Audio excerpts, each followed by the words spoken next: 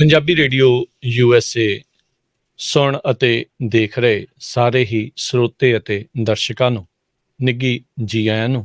ਵਾਹਿਗੁਰੂ ਜੀ ਕਾ ਖਾਲਸਾ, ਵਾਹਿਗੁਰੂ ਜੀ ਕੀ ਫਤਿਹ।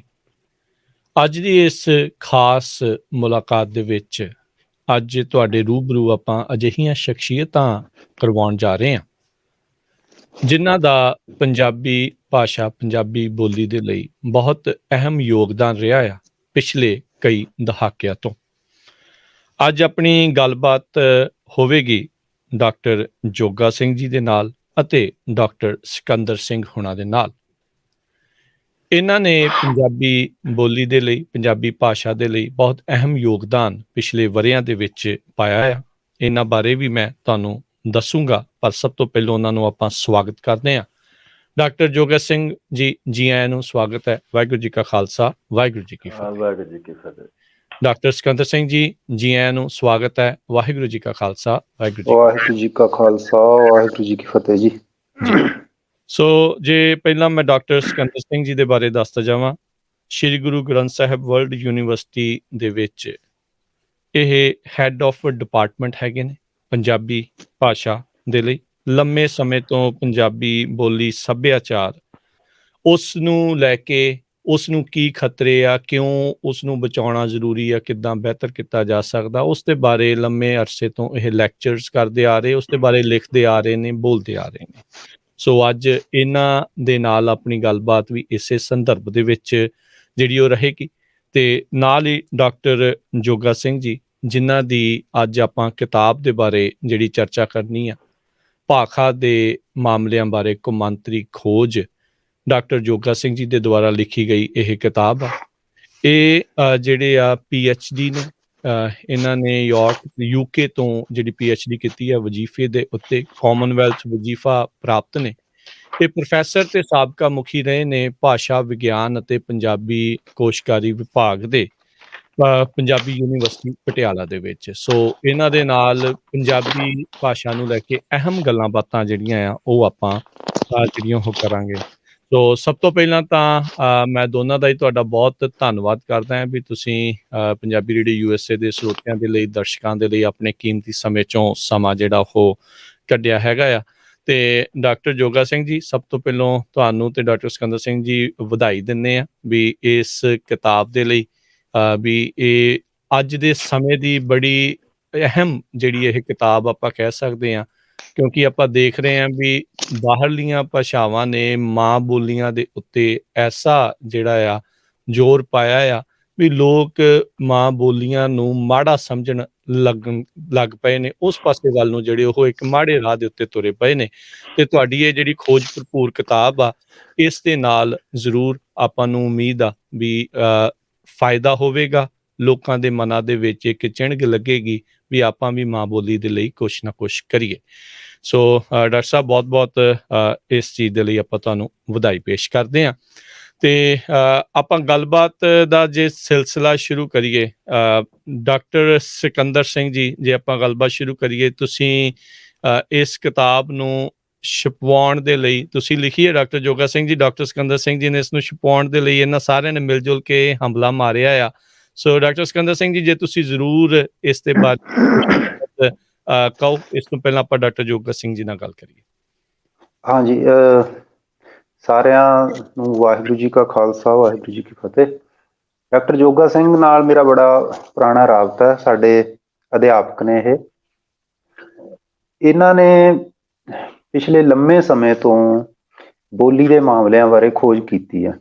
ਪਹਿਲਾਂ ਇਹਨਾਂ ਦਾ ਖੇਤਰ ਵਿਆਕਰਨ ਹੈ ਮੂਲ ਰੂਪ ਦੇ ਵਿੱਚ, ਤੇ ਬਾਅਦ ਵਿੱਚ ਫਿਰ ਇਹ ਜਿਹੜੇ ਬੋਲੀ ਦੇ ਦੂਜੇ ਖੇਤਰ ਨੇ, ਜਿਹੜੇ ਐਸੇ ਗੈਰ ਭਾਖਾ ਵਿਗਿਆਨਕ ਖੇਤਰ ਹੁੰਦੇ ਨੇ ਬੋਲੀ ਦੇ, ਜਿਹੜੇ ਬੋਲੀ ਉੱਤੇ ਅਸਰ ਪਾਉਂਦੇ ਨੇ, ਉਹਨਾਂ ਖੇਤਰਾਂ ਬਾਰੇ ਇਹਨਾਂ ਨੇ ਬੜੀ ਲੰਬੀ ਜਿਹੜੀ ਆ ਉਹ ਖੋਜ ਕੀਤੀ ਹੈ। ਉਸ ਖੋਜ ਤੋਂ ਬਾਅਦ ਇਹਨਾਂ ਦਾ ਉਸ ਰੂਪ ਦੇ ਵਿੱਚ ਕੁਛ ਸਾਹਮਣੇ ਨਹੀਂ ਸੀ ਆਇਆ ਛਪ ਕੇ।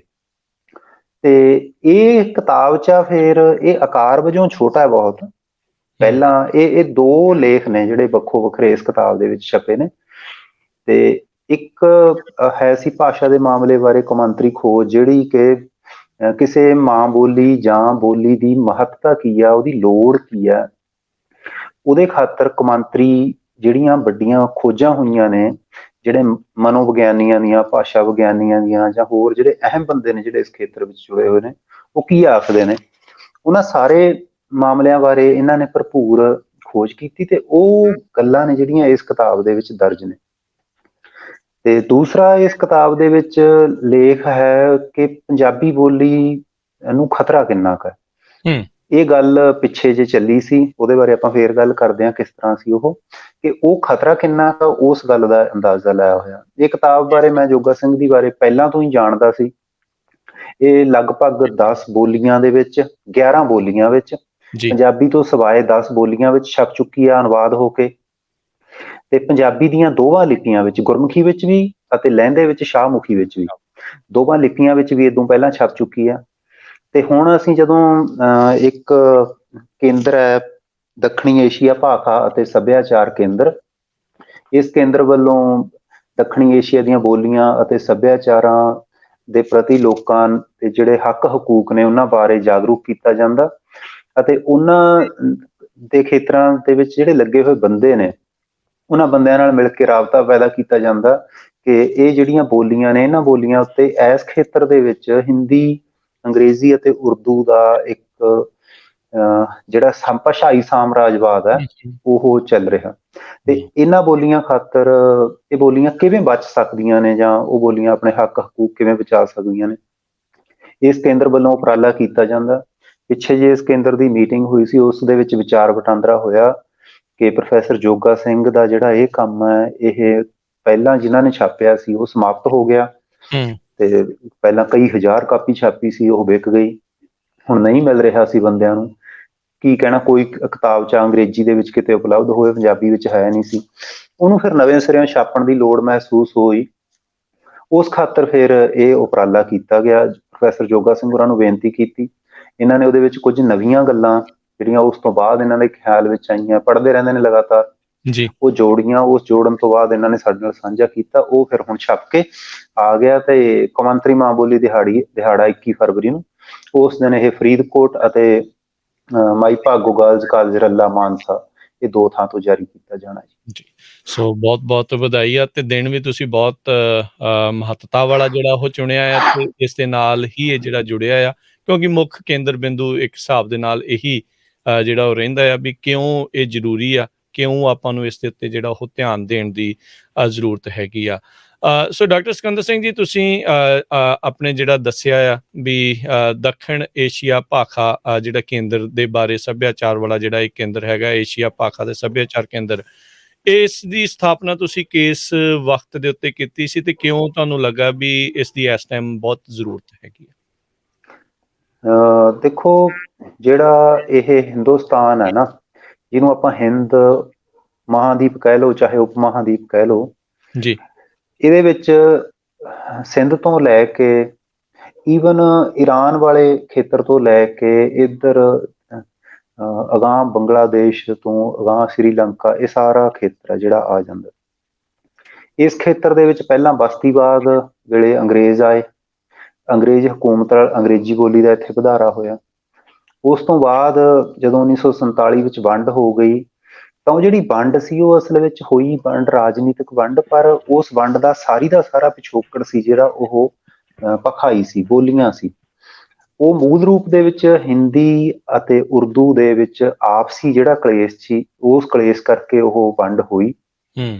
ਉਹਦੇ ਅਗਾਂਹ ਜਿਹੜੀਆਂ ਉਹਦੀਆਂ ਸ਼ਾਖਾਵਾਂ ਨੇ ਉਹ ਹੋਰ ਸੀ। ਉਹ ਵੰਡ ਜਿਹੜੀ ਕਿ ਪਹਿਲਾਂ ਜਿਹੜੀ ਨਫ਼ਰਤ ਬਣੀ ਸੀ, ਉਹੀ ਨਫ਼ਰਤ ਦੋ ਦੇਸ਼ਾਂ ਦੇ ਵਿੱਚ ਦੋ ਬੋਲੀਆਂ ਦੇ ਰੂਪ ਵਿੱਚ ਇੱਕ ਨਵਾਂ ਸਾਮਰਾਜ ਬਣ ਕੇ ਆ ਗਈ। ਉਹ ਸਾਮਰਾਜ ਬਣ ਕੇ ਆਈ ਤੇ ਲਹਿੰਦੇ ਪੰਜਾਬ ਦੇ ਵਿੱਚ ਅਤੇ ਪਾਕਿਸਤਾਨ ਵਿੱਚ ਉਹ ਉਰਦੂ ਹੋ ਗਈ, ਇੱਥੇ ਉਹ ਹਿੰਦੀ ਅਤੇ ਅੰਗਰੇਜ਼ੀ ਹੋ ਗਈ। ਇਸ ਨਾਲ ਇਸ ਖਿੱਤੇ ਦੇ ਵਿੱਚ, ਦੱਖਣੀ ਏਸ਼ੀਆ ਦੇ ਖਿੱਤੇ ਵਿੱਚ ਸੈਂਕੜੇ, ਜੇ ਕਹੋ ਤਾਂ ਘੱਟ ਹੈ, ਹਜ਼ਾਰਾਂ ਬੋਲੀਆਂ ਨੇ। ਉਹ ਬੋਲੀਆਂ ਦੀ ਜਿਹੜੀ ਹੋਂਦ, ਉਹਨਾਂ ਦਾ ਪਿਛੋਕੜ, ਉਹਨਾਂ ਦੀ ਪਰੰਪਰਾ, ਉਹਨਾਂ ਦੇ ਸੱਭਿਆਚਾਰ, ਉਹਨਾਂ ਦਾ ਪੁਰਾਣਾ ਗਿਆਨ, ਉਹ ਸਾਰਾ ਕੁਝ ਦਾਅ ਤੇ ਲੱਗ ਗਿਆ। ਕੁਝ ਬੋਲੀਆਂ ਤਾਂ ਇਸ ਤਰ੍ਹਾਂ ਦੀਆਂ ਨੇ, ਜਿਵੇਂ ਆਪਣੀ ਪੰਜਾਬੀ ਹੋ ਗਈ, ਜਾਂ ਕੁਝ ਹੋਰ ਬੋਲੀਆਂ ਨੇ ਜਿਹੜੀਆਂ ਬੋਲੀਆਂ ਦੇ ਵਿੱਚ ਜਾਨ ਹੈ, ਜਿਹੜੀਆਂ ਬੋਲੀਆਂ ਕੋਲੇ ਆਪਣੀ ਪਰੰਪਰਾ ਮਜ਼ਬੂਤ ਸੀ, ਉਹਨਾਂ ਕੋਲੇ ਆਪਣੀ ਲਿਪੀ ਸੀ, ਸਾਹਿਤ ਸੀ, ਹੋਰ ਬਹੁਤ ਕੁਝ ਸੀ। ਸਾਡੇ ਕੋਲੇ ਬਹੁਤ ਸ਼ੈ ਆ ਜਿਹੜੀ ਜਿਹਦੇ ਕਰਕੇ ਅਸੀਂ ਟੱਕਰ ਲੈ ਰਹੇ ਹਾਂ। ਕਿੰਨੀਆਂ ਹੀ ਬੋਲੀਆਂ ਨੇ ਇਸ ਤਰ੍ਹਾਂ ਦੀਆਂ ਜਿਹੜੀਆਂ ਹੁਣ ਇੱਥੋਂ ਇਸ ਖਿੱਤੇ ਵਿੱਚੋਂ ਲੋਪ ਹੀ ਹੋ ਗਈਆਂ। ਉਹਨਾਂ ਬੋਲੀਆਂ ਬਾਰੇ ਗੱਲ ਕਰਨੀ, ਉਹਨਾਂ ਬੋਲੀਆਂ ਬਾਰੇ ਗੱਲ ਤੋਰਨੀ ਬਹੁਤ ਜ਼ਰੂਰੀ ਸੀ। ਦੂਸਰਾ ਨੁਕਤਾ ਇਹ ਹੈ ਕਿ ਸਿੱਖੀ ਦਾ ਜਿਹੜਾ ਸਾਨੂੰ ਗੁਰੂ ਸਾਹਿਬ ਨੇ ਬਿਰਦ ਦਿੱਤਾ, ਉਹ ਸਰਬੱਤ ਦੇ ਭਲੇ ਦਾ। ਬਿਲਕੁਲ। ਸਾਡਾ ਜਿਹੜਾ ਫਰਜ਼ ਉਹ ਕੱਲਾ ਪੰਜਾਬੀ ਅਤੇ ਗੁਰਮੁਖੀ ਨੂੰ ਬਚਾਉਣ ਦਾ ਨਹੀਂ ਹੈ। ਅਸੀਂ ਇਸ ਖਿੱਤੇ ਦੀਆਂ ਜਿੰਨੀਆਂ ਬੋਲੀਆਂ ਕਿਸੇ ਵੀ ਦਾਬੇ ਥੱਲੇ, ਕਿਸੇ ਸਾਮਰਾਜਵਾਦ ਦੇ ਥੱਲੇ ਮਰ ਰਹੀਆਂ ਨੇ ਜਾਂ ਪਿਸ ਰਹੀਆਂ ਨੇ, ਉਹਨਾਂ ਦੀ ਧਰੋਹਰ ਬਣਨਾ, ਉਹਨਾਂ ਦੀ ਧਿਰ ਬਣਨਾ ਸਾਡਾ ਫਰਜ਼ ਹੈ। ਇਸ ਨੁਕਤੇ ਤੋਂ ਇਹਨਾਂ ਗੱਲਾਂ ਦੇ ਮੱਦੇਨਜ਼ਰ ਸੱਭਿਆਚਾਰਾਂ ਅਤੇ ਬੋਲੀਆਂ ਦੇ ਹੱਕ ਹਕੂਕਾਂ ਦੀ ਰਾਖੀ ਖਾਤਰ ਅਸੀਂ ਇਹ ਕੇਂਦਰ ਬਣਾਇਆ, ਤੇ ਇਹ ਕੇਂਦਰ 2020 ਦੇ ਵਿੱਚ ਬਣਾਇਆ ਸੀ। ਤੇ ਇਹਦੇ ਵੱਲੋਂ ਕਈ ਜਿਹੜੇ ਪ੍ਰੋਗਰਾਮ ਉਹ ਕੀਤੇ ਗਏ, ਬੋਲੀ ਬਾਰੇ, ਭਾਖਾ ਨੀਤੀ ਬਾਰੇ ਤੇ ਵਿਦਿਅਕ ਨੀਤੀ ਬਾਰੇ ਹੋਰ ਵੱਖੋ ਵੱਖਰੀਆਂ ਚਰਚਾਵਾਂ ਕੀਤੀਆਂ ਗਈਆਂ। ਇਸ ਦਾ ਮੂਲ ਕੰਮ ਵਿਚਾਰ ਰਾਹੀਂ, ਪ੍ਰਕਾਸ਼ਨਾਵਾਂ ਰਾਹੀਂ, ਖੋਜ ਰਾਹੀਂ ਆਪਣੀ ਗੱਲ ਰੱਖਣਾ। ਇਸੇ ਨੁਕਤੇ ਤੋਂ ਇਹ ਕੇਂਦਰ ਸਥਾਪਿਤ ਕੀਤਾ ਗਿਆ ਤੇ ਇਹ ਕਿਤਾਬ ਵੀ ਇਸੇ ਲੜੀ ਦੇ ਵਿੱਚ ਛਾਪੀ ਗਈ ਆ। ਜੀ ਜੀ, ਬਿਲਕੁਲ, ਬਹੁਤ ਵਧੀਆ ਜਿਹੜਾ ਹੈ ਜੀ ਤੁਹਾਡਾ ਉਪਰਾਲਾ ਹੈਗਾ ਆ, ਤੇ ਅਸੀਂ ਸਿਜਦਾ ਕਰਦੇ ਹਾਂ ਅੱਜ ਦੇ ਸਮੇਂ ਦੀ ਇਹ ਵੱਡੀ ਜ਼ਰੂਰਤ ਆ। ਤੇ ਹੁਣ ਜੇ ਆਪਾਂ ਡਾਕਟਰ ਜੋਗਾ ਸਿੰਘ ਜੀ ਨੂੰ ਆਪਾਂ ਗੱਲਬਾਤ ਕਰਦੇ ਹਾਂ। ਡਾਕਟਰ ਜੋਗਾ ਸਿੰਘ ਜੀ, ਜਿੱਦਾਂ ਡਾਕਟਰ ਸਿਕੰਦਰ ਸਿੰਘ ਜੀ ਨੇ ਦੱਸਿਆ ਵੀ ਇਹ ਤੁਹਾਡੀ ਕਿਤਾਬ ਪਹਿਲਾਂ ਵੀ 2013 ਦੇ ਵਿੱਚ ਇਹ ਜਿਹੜੀ ਇਹ ਛਪੀ ਸੀਗੀ। ਮੈਂ ਪੁੱਛਣਾ ਚਾਹੁੰਦਾ ਵੀ ਉਸ ਵਕਤ ਤੁਹਾਡੇ ਮਨ ਦੇ ਵਿੱਚ ਕੀ ਸੀਗਾ ਵੀ ਤੁਸੀਂ ਇਸ ਕਿਤਾਬ ਨੂੰ ਜਿਹੜਾ ਉਹ ਛਾਪੋ? ਜਿੱਦਾਂ ਕਿਹਾ ਵੀ ਹੈ ਵੀ ਸਰਲ ਆ, ਹੈ ਵੀ ਸੌਖੀ ਆ, ਹੈ ਵੀ ਛੋਟੀ ਆ, ਪੜ੍ਹ ਵੀ ਇਸ ਨੂੰ ਹਰ ਕੋਈ ਆਸਾਨੀ ਦੇ ਨਾਲ ਸਕਦਾ ਹੈ ਥੋੜ੍ਹੇ ਵਕਤ ਦੇ ਵਿੱਚ। ਤੁਹਾਡੇ ਮਨ ਦੇ ਵਿੱਚ ਉਦੋਂ ਕੀ ਵਲਵਲੇ ਸੀਗੇ ਵੀ ਮੈਂ ਆਹ ਚੀਜ਼ ਜਿਹੜੀ ਉਹ ਛਾਪਣਾ ਚਾਹੁੰਦਾ ਹਾਂ ਜਾਂ ਲਿਖਣਾ ਚਾਹੁੰਦਾ ਹਾਂ? ਬਹੁਤ ਬਹੁਤ ਧੰਨਵਾਦ ਰਾਜਕੰਵਰ ਜੀ। ਸਭ ਤੋਂ ਪਹਿਲਾਂ ਸਾਰੇ ਸਰੋਤਿਆਂ ਨੂੰ ਮੇਰੀ ਪਿਆਰ ਭਰੀ ਸਤਿ ਸ੍ਰੀ ਅਕਾਲ। ਪੰਜਾਬ ਰੇਡੀਓ ਦਾ ਧੰਨਵਾਦ, ਔਰ ਦੱਖਣੀ ਏਸ਼ੀਆ ਭਾਖਾ ਤੇ ਸੱਭਿਆਚਾਰ ਕੇਂਦਰ ਦਾ ਬੜਾ ਧੰਨਵਾਦ ਕਿ ਉਹਨਾਂ ਮੇਰੀ ਲਿਖਤ ਜਿਹੜੀ ਹੈ ਬੜੇ ਵਧੀਆ ਢੰਗ ਨਾਲ ਛਾਪੀ ਹੈ। ਅਸਲ ਗੱਲ ਇਹ ਕਿ ਮੈਂ, ਜਿਵੇਂ ਕਿ ਡਾਕਟਰ ਸਿਕੰਦਰ ਸਿੰਘ ਉਹਨਾਂ ਨੇ ਦੱਸਿਆ, ਮੇਰਾ ਖੇਤਰ ਭਾਸ਼ਾ ਵਿਗਿਆਨ ਦੇ ਵਿੱਚ, ਭਾਖਾ ਵਿਗਿਆਨ ਦੇ ਵਿੱਚ। ਸਾਡੀ ਵੀ ਹੁਣ ਹੌਲੀ ਹੌਲੀ ਪਹਿਲਾਂ ਆਦਤਾਂ ਪਈਆਂ ਨੇ, ਹੌਲੀ ਬਦਲ ਗਈਆਂ। ਤਾਂ ਭਾਖਾ ਵਿਗਿਆਨ ਦੇ ਵਿੱਚ ਵਿਆਕਰਨ ਦਾ ਮੇਰਾ ਖੇਤਰ ਸੀ। ਲੇਕਿਨ ਮੈਂ ਜਦੋਂ ਪੰਜਾਬ 'ਚ ਆਇਆ 1994 ਦੇ ਵਿੱਚ, ਇੱਥੇ ਪੰਜਾਬੀ ਯੂਨੀਵਰਸਿਟੀ ਪਟਿਆਲਾ 'ਚ, ਪਹਿਲਾਂ ਮੈਂ ਇੱਥੇ ਵਿਦਿਆਰਥੀ ਵੀ ਰਿਹਾ ਸੀ 80s 'ਚ, ਤਾਂ ਮੈਨੂੰ ਲੱਗਾ ਕਿ ਪੰਜਾਬ ਦੇ ਲੋਕ ਇਸ ਗੱਲ ਤੋਂ ਉਮੀਦ ਕਰਦੇ ਨੇ ਕਿ ਜਿਹੜੇ ਪੰਜਾਬੀ ਭਾਸ਼ਾ ਦੇ ਮਸਲੇ ਨੇ, ਜਿਹੜੇ ਭਾਸ਼ਾ ਵਿਗਿਆਨੀ ਨੇ ਪੰਜਾਬੀ 'ਤੇ ਕੰਮ ਕਰਦੇ ਪਏ, ਉਹ ਮਸਲਿਆਂ ਦੇ ਬਾਰੇ ਆਪਣੇ ਵਿਚਾਰ ਦੇਣ। ਜਿਹੜੇ ਮਸਲੇ ਨੇ ਉਹਨਾਂ ਦੇ ਕੀ ਹੱਲ ਨੇ ਜਾਂ ਕੀ ਮਸਲੇ ਨੇ। ਤੇ ਕੁਝ ਮੈਨੂੰ ਇਹ ਵੀ ਅਹਿਸਾਸ ਹੋਇਆ ਪੰਜਾਬ ਵਿੱਚ ਆ ਕੇ, ਔਰ ਇਹ ਸਮਾਂ ਉਹ ਵੀ ਸੀ 90ਵਿਆਂ ਦੇ ਵਿੱਚ, ਜਿਹੜੀ ਵੱਡੀ ਮਾਰ ਭਾਰਤ ਦੀਆਂ ਭਾਸ਼ਾਵਾਂ ਨੂੰ ਪੈਣੀ ਸ਼ੁਰੂ ਹੁੰਦੀ ਹੈ, ਜਦੋਂ ਸਿੱਖਿਆ ਦੇ ਵਿੱਚ ਨਿੱਜੀਕਰਨ ਆਉਂਦਾ ਬਹੁਤ ਜ਼ਿਆਦਾ, ਔਰ ਜਿਹੜੀ ਅੰਗਰੇਜ਼ੀ ਮਾਧਿਅਮ ਸਕੂਲ ਪਾਠਸ਼ਾਲਾ ਸਿੱਖਿਆ ਸ਼ੁਰੂ ਹੁੰਦੀ ਹੈ, ਵੀ ਪਾਠਸ਼ਾਲਾ ਵਿੱਚ ਵੀ ਮਾਧਿਅਮ ਅੰਗਰੇਜ਼ੀ ਹੋਣਾ ਸ਼ੁਰੂ ਹੁੰਦਾ ਹੈ।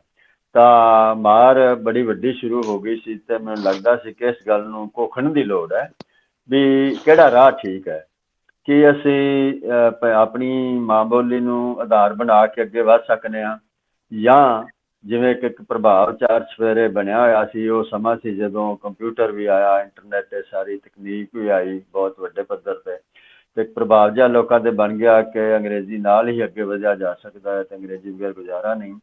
ਤਾਂ ਮੈਂ ਆਪ ਖੁਦ ਇਹਨਾਂ ਮਾਮਲਿਆਂ ਦੇ ਬਾਰੇ ਥੋੜ੍ਹਾ ਜਿਹਾ ਆਪਣਾ ਸਪਸ਼ਟ ਹੋਣਾ ਚਾਹੁੰਦਾ ਸਾਂ ਵੀ ਇਸ ਜਿਹੜੀ ਠੀਕ ਗੱਲ ਕੀ ਹੈ। ਤਾਂ ਉਹਦਾ ਇਹ ਤਰੀਕਾ ਹੁੰਦਾ ਹੈ ਕਿ ਜਿਹੜੇ ਉਸ ਖੇਤਰ ਦੇ ਵਿੱਚ ਸਿਆਣੇ ਨੇ, ਜਿਨ੍ਹਾਂ ਨੇ ਕੰਮ ਕੀਤਾ ਹੈ, ਘੋਖਿਆ ਪੜਤਾਲਿਆ, ਜਿਹਨੂੰ ਸਿਆਣਿਆਂ ਖੋਜ ਕੀਤੀ ਹੈ, ਉਹਨੂੰ ਵੇਖਿਆ ਜਾਏ, ਔਰ ਨਾਲ ਇਹ ਵੇਖਿਆ ਜਾਏ ਕਿ ਜਿਹੜੀ ਕਾਮਯਾਬ ਦੁਨੀਆ, ਸਾਰੀ ਕਾਮਯਾਬ ਦੇਸ਼ ਨੇ, ਕਾਮਯਾਬ ਕੌਮਾਂ ਨੇ, ਉਹਨਾਂ ਦਾ ਵਿਹਾਰ ਕੀ ਹੈ, ਤੇ ਜਿਹੜੇ ਨਹੀਂ ਕਾਮਯਾਬ ਉਹਨਾਂ ਦਾ ਵਿਹਾਰ ਕੀ ਹੈ। ਤਾਂ ਇਹ ਦੋਵੇਂ ਗੱਲਾਂ ਫਿਰ ਮੈਂ ਵੇਖੀਆਂ। ਮੈਂ ਫਿਰ ਕੁਝ ਸਾਲ ਲਾ ਕੇ ਤੇ ਮੈਂ ਭਾਸ਼ਾ ਨੀਤੀ ਦਾ ਖੇਤਰ, ਜਿਹਨੂੰ ਅਸੀਂ ਭਾਸ਼ਾ ਵਿਗਿਆਨੀ ਆਨੇ ਆ, ਕਿ ਭਾਸ਼ਾ ਨੀਤੀ ਦੇ ਉੱਤੇ ਲਿਖਤਾਂ ਨੂੰ ਪੜ੍ਹਿਆ, ਜਿਹੜੀ ਸਾਰੀ ਦੁਨੀਆ ਦੇ ਉੱਤੇ ਖੋਜ ਹੋਈ ਸੀ, ਔਰ ਫਿਰ ਸਾਰੀ ਦੁਨੀਆ ਭਾਸ਼ਾ ਬਾਰੇ ਕੀ ਕਰ ਰਹੀ ਹੈ, ਕਿਹੜੀਆਂ ਭਾਖਾਵਾਂ 'ਚ ਪੜ੍ਹਾ ਰਹੀ ਹੈ, ਕਿਹੜੀਆਂ ਨੀਤੀਆਂ ਨੇ ਉਹਨਾਂ ਦੀਆਂ, ਕਦੋਂ ਕਿਹੜੀ ਭਾਸ਼ਾ ਪੜ੍ਹਾ ਰਹੀ ਹੈ, ਕਦੋਂ ਪੜ੍ਹਾ ਰਹੀ ਹੈ। ਤਾਂ ਇਹ ਸਾਰੀ ਮੈਂ ਝਾਤੀ ਮਾਰ ਕੇ, ਔਰ ਫਿਰ ਮੈਂ ਸਮਝਿਆ ਕਿ ਬੜਾ ਜ਼ਰੂਰੀ ਹੈ।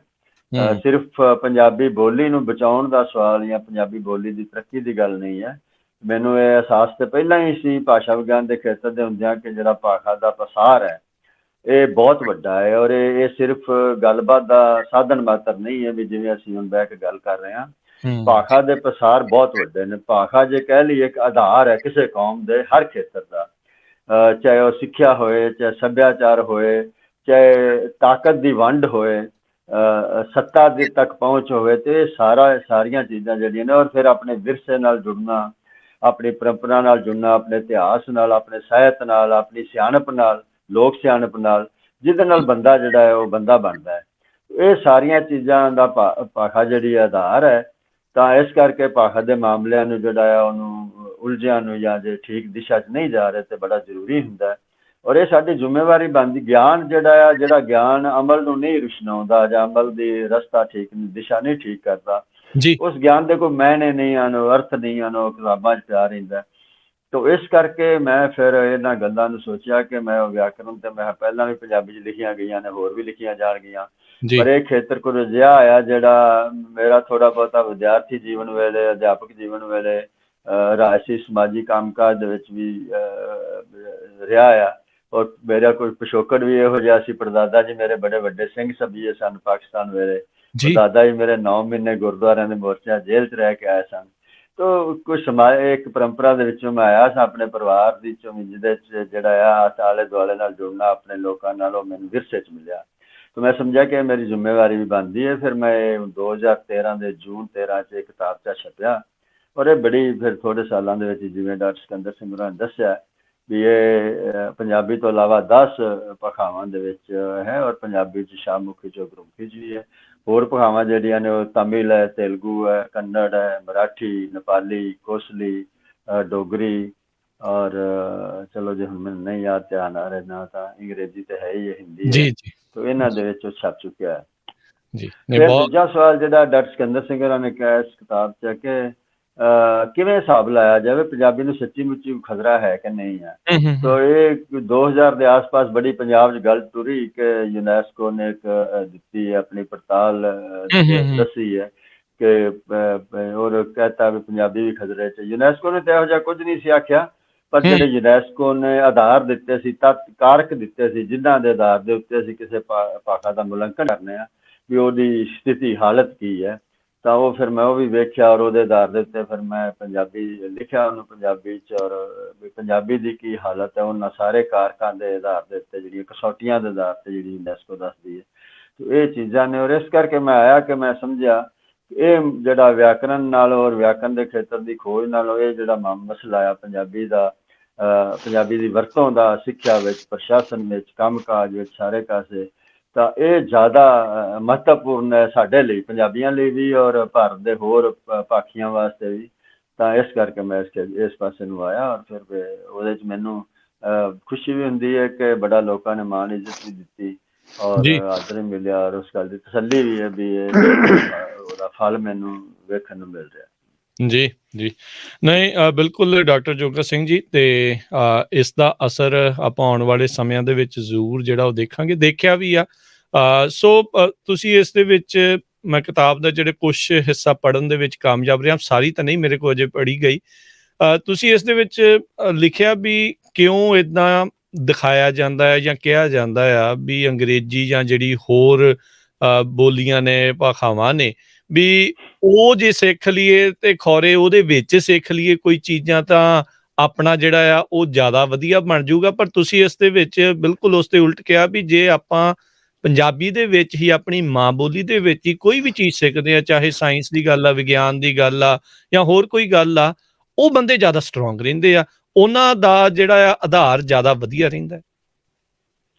ਦੇਖੋ, ਜਿਹੜੀਆਂ ਤੁਸੀਂ ਦੋ ਤਰ੍ਹਾਂ ਦੇ ਸਵਾਲ ਨੇ ਜਿਹੜੀ ਤੁਸੀਂ ਗੱਲ ਕੀਤੀ। ਇੱਕ ਤੇ ਕਿ ਕਿਉਂ ਇੰਝ ਹੈ ਕਿ ਲੋਕ ਸੋਚਦੇ ਨੇ ਵੀ ਅੰਗਰੇਜ਼ੀ ਦਾ ਜਾਂ ਅੰਗਰੇਜ਼ੀ ਦਾ ਗਲਬਾ ਕਿਉਂ ਹੈ, ਕਿਉਂ ਇੰਝ ਸੋਚਦੇ ਨੇ। ਦੂਜਾ ਇਹ ਆ ਕਿ ਜਿਹੜੀ ਗੱਲ ਮੇਰੀ ਗੱਲ ਨਹੀਂ ਹੈ, ਮੈਂ ਤਾਂ ਸਿਆਣਿਆਂ ਦੀਆਂ ਗੱਲਾਂ ਜਿਹੜੀਆਂ ਨੇ ਜਾਂ ਜਿਹੜਾ ਸਾਹਮਣੇ ਦਿਸ਼ਾ ਉਹ ਲੋਕਾਂ ਦੇ ਸਾਹਮਣੇ ਰੱਖੀਆਂ ਨੇ ਕਿ ਮਾਤ ਭਾਸ਼ਾ ਹੀ ਕਿਉਂ ਆਧਾਰ ਬਣ ਸਕਦੀ ਹੈ ਅੱਗੇ ਵਧਣ ਦਾ। ਔਰ ਜੇ ਤੁਸੀਂ ਮਾਤ ਭਾਸ਼ਾ ਨੂੰ ਆਧਾਰ ਨਹੀਂ ਬਣਾਉਂਦੇ ਤਾਂ ਫਿਰ ਘਾਟੇ ਹੀ ਘਾਟੇ ਨੇ ਹਰ ਪਾਸੇ। ਤੋ ਜਿਹੜੀ ਪਹਿਲੀ ਗੱਲ ਹੈ ਕਿ ਇਹ ਹਾਲਤ ਕਿਉਂ ਬਣੀ ਕਿ ਲੋਕ ਸੋਚਣ ਲੱਗੇ ਕਿ ਅੰਗਰੇਜ਼ੀ ਬਗੈਰ ਗੁਜ਼ਾਰਾ ਨਹੀਂ ਹੈ, ਜਾਂ ਆਪਣੀ ਭਾਸ਼ਾ ਦੇ ਪ੍ਰਤੀ ਉਹਨਾਂ ਦੀ ਜਿਹੜੀ ਉਦਾਸੀਨਤਾ ਜਾਂ ਇੱਕ ਉਹਨੂੰ ਵਕਾਰ ਵੀ ਉਹਦਾ ਘੱਟ ਮੰਨਣਾ। ਤਾਂ ਇਸ ਗੱਲ ਦਾ ਜਵਾਬ ਬੜਾ ਸੌਖਾ ਆਪਾਂ ਮੇਰੇ ਖਿਆਲ ਦੇ ਸਕਦੇ ਹਾਂ ਕਿ ਜਿਹੜਾ ਵੀ ਮਸਲਾ ਹੋਵੇ, ਮੈਂ ਸਮਝਦਾ ਕਿ ਉਹਦਾ ਇੱਕ ਬੜਾ ਵਧੀਆ ਤਰੀਕਾ ਹੈ ਕਿ ਇਤਿਹਾਸ ਤੇ ਝਾਤੀ ਮਾਰੀ ਜਾਏ, ਕਿ ਇਤਿਹਾਸ ਸਾਡਾ ਰਾਜ ਸੁਣਾਉਂਦਾ ਹੈ ਕਿ ਕਿਵੇਂ ਭਾਖਾਵਾਂ ਜਿਹੜੀਆਂ ਨੇ ਉਹਨਾਂ ਦਾ ਗਲਬਾ ਕਾਇਮ ਹੁੰਦਾ ਹੈ ਜਾਂ ਵੱਡੀਆਂ ਭਾਖਾਵਾਂ ਅਖਵਾਉਂਦੀਆਂ ਨੇ, ਔਰ ਕਿਵੇਂ ਭਾਖਾਵਾਂ ਪਿੱਛੇ ਹਟਦੀਆਂ ਨੇ। ਤਾਂ ਉਹ ਅੰਗਰੇਜ਼ੀ ਆਪਣੇ ਆਪ 'ਚ ਬੜੀ ਵਧੀਆ ਮਿਸਾਲ ਹੈ। ਤੁਹਾਨੂੰ ਪਤਾ ਹੈ ਕਿ 15ਵੀਂ 16ਵੀਂ ਸਦੀ ਤੱਕ ਅੰਗਰੇਜ਼ੀ ਨੂੰ ਗਵਾਰਾਂ ਦੀ ਭਾਸ਼ਾ ਕਹਿੰਦੇ ਸੀ, ਜਿਵੇਂ ਅੱਜ ਆਪਾਂ ਸਮਝਦੇ ਹਾਂ ਕਿਆ ਕਈ ਲੋਕ ਕਹਿੰਦੇ ਨੇ ਨਾ ਪੰਜਾਬੀ ਨੂੰ ਗਵਾਰਾਂ ਦੀ ਭਾਸ਼ਾ ਕਹੀ ਜਾਂਦੀ ਸੀ। ਇਹ ਉਹ ਸਮਾਂ ਸੀ ਜਦੋਂ ਸਾਡਾ ਲਗਭਗ ਬਾਣੀ ਜਿਹੜੀ ਹੈ ਉਹ ਗੁਰੂ ਗ੍ਰੰਥ ਸਾਹਿਬ ਦੀ ਸੰਪਾਦਨਾ ਤੇ ਨਹੀਂ ਸੀ ਹੋਈ ਹਾਲੀ, ਪਰ ਬਾਣੀ ਸਾਡੀ ਬਹੁਤ ਗੁਰੂਆਂ ਨੇ ਲਿਖੀ ਜਾ ਚੁੱਕੀ ਸੀ। ਔਰ ਉਸ ਤੋਂ ਪਹਿਲਾਂ ਸਾਡਾ ਬਾਬਾ ਫਰੀਦ ਜਿਹੜੇ ਨੇ 12ਵੀਂ 13ਵੀਂ ਸਦੀ ਦੇ ਵਿੱਚ ਬੜੀ ਪੈਗੰਬਰੀ ਕਵਿਤਾ ਜਿਹੜੀ ਨੇ ਰਚ ਚੁੱਕੇ ਹਨ। ਤਾਂ ਇਹ ਪੰਜਾਬੀ ਉਦੋਂ ਉਸ ਅਵਸਥਾ ਸੀ ਜਦੋਂ ਅੰਗਰੇਜ਼ੀ ਨੂੰ ਗਵਾਰਾਂ ਦੀ ਭਾਸ਼ਾ ਆਖਿਆ ਜਾਂਦੀ ਸੀ। ਤਾਂ ਫਿਰ ਅੱਜ ਅੰਗਰੇਜ਼ੀ ਇੰਨੀ ਤਗੜੀ ਕਿਉਂ ਹੋ ਗਈ? ਕੀ ਅੰਗਰੇਜ਼ੀ ਭਾਸ਼ਾ ਦੇ ਅੰਦਰ ਕੋਈ ਐਸੀ ਤਾਕਤ ਹੈ ਜਾਂ ਕੋਈ ਹੋਰ ਵਜ੍ਹਾ ਹੈ ਉਹਦੇ ਇਸ ਤਰ੍ਹਾਂ ਗਲਬਾ ਹੋਣ ਦਾ ਜਾਂ ਤਗੜੀ ਹੋਣ ਦਾ? ਤਾਂ ਅਸੀਂ ਵੇਖਦੇ ਹਾਂ ਕਿ ਭਾਸ਼ਾ ਦੀ ਤਾਕਤ ਹਰ ਇੱਕ ਦੀ ਬਰਾਬਰ ਹੁੰਦੀ ਹੈ, ਕਿਸੇ ਭਾਸ਼ਾ ਦੀ ਕੋਈ ਤਾਕਤ ਘੱਟ ਨਹੀਂ, ਕੋਈ ਵੱਧ ਨਹੀਂ। ਉਹ ਜੇ ਮੈਨੂੰ ਕੋਈ ਕਹੇ ਕਿ ਤੁਹਾਡੇ ਕੋਲ ਕੀ ਸਬੂਤ ਹੈ, ਲੱਗਦਾ ਤਾਂ ਹੈ ਨਹੀਂ ਵੀ ਪੰਜਾਬੀ ਦੀ ਤਾਕਤ ਓਨੀ ਹੈ ਜਿੰਨੀ ਅੰਗਰੇਜ਼ੀ ਦੀ ਹੈ, ਪਰ ਉਹ ਐਵੇਂ ਭੁਲੇਖਾ ਹੁੰਦਾ ਹੈ। ਮੈਂ ਉਹਦਾ ਜਵਾਬ ਬੜਾ ਸਰਲ ਜਿਹਾ ਦੇਣਾ ਹੁੰਦਾ ਵੀ ਜੇ ਕੋਈ ਕਹੇ ਵੀ ਤੁਹਾਡੇ ਕੋਲ ਕੀ ਸਬੂਤ ਹੈ ਕਿ ਹਰ ਭਾਸ਼ਾ ਦੀ ਤਾਕਤ ਬਰਾਬਰ ਹੁੰਦੀ ਹੈ, ਤਾਂ ਮੈਂ ਕਹਿੰਦਾ ਕਿ ਤੁਸੀਂ ਮੈਨੂੰ ਦੁਨੀਆ ਦਾ ਸਭ ਤੋਂ ਵੱਡਾ ਗਿਆਨ ਜਿਹੜਾ ਆ ਕਿਸੇ ਵੀ ਭਾਸ਼ਾ ਵਿੱਚ, ਅੰਗਰੇਜ਼ੀ 'ਚ ਮੰਨ ਲਓ, ਅੰਗਰੇਜ਼ੀ 'ਚੋਂ ਕੋਈ ਮੈਨੂੰ ਇੱਕ ਵਾਕ, ਕੋਈ ਪੈਰਾ, ਕੋਈ ਪੰਨਾ, ਕੋਈ ਕਿਤਾਬ ਕੋਈ ਦੇ ਦਿਓ ਤੇ ਜਿਹੜਾ ਤੁਸੀਂ ਸਮਝਦੇ ਹੋ ਕਿ ਵੱਡਾ ਗਿਆਨ ਹੈ ਤੇ ਪੰਜਾਬੀ 'ਚ ਨਹੀਂ ਦੱਸਿਆ ਜਾ ਸਕਦਾ। ਤੇ ਵਾਕ ਤਾਂ ਮੈਂ ਤੁਹਾਨੂੰ 5 ਮਿੰਟਾਂ 'ਚ ਪੰਜਾਬੀ 'ਚ ਦੱਸ ਦਿਆਂਗਾ, ਪਹਿਰਾ ਹੋਏਗਾ ਚਲੋ ਮੇਰਾ ਘੰਟਾ ਲੱਗ ਸਕਦਾ, ਕਿਤਾਬ ਹੋਏਗੀ ਥੋੜਾ ਹੋਰ ਟਾਈਮ ਲੱਗੇਗਾ।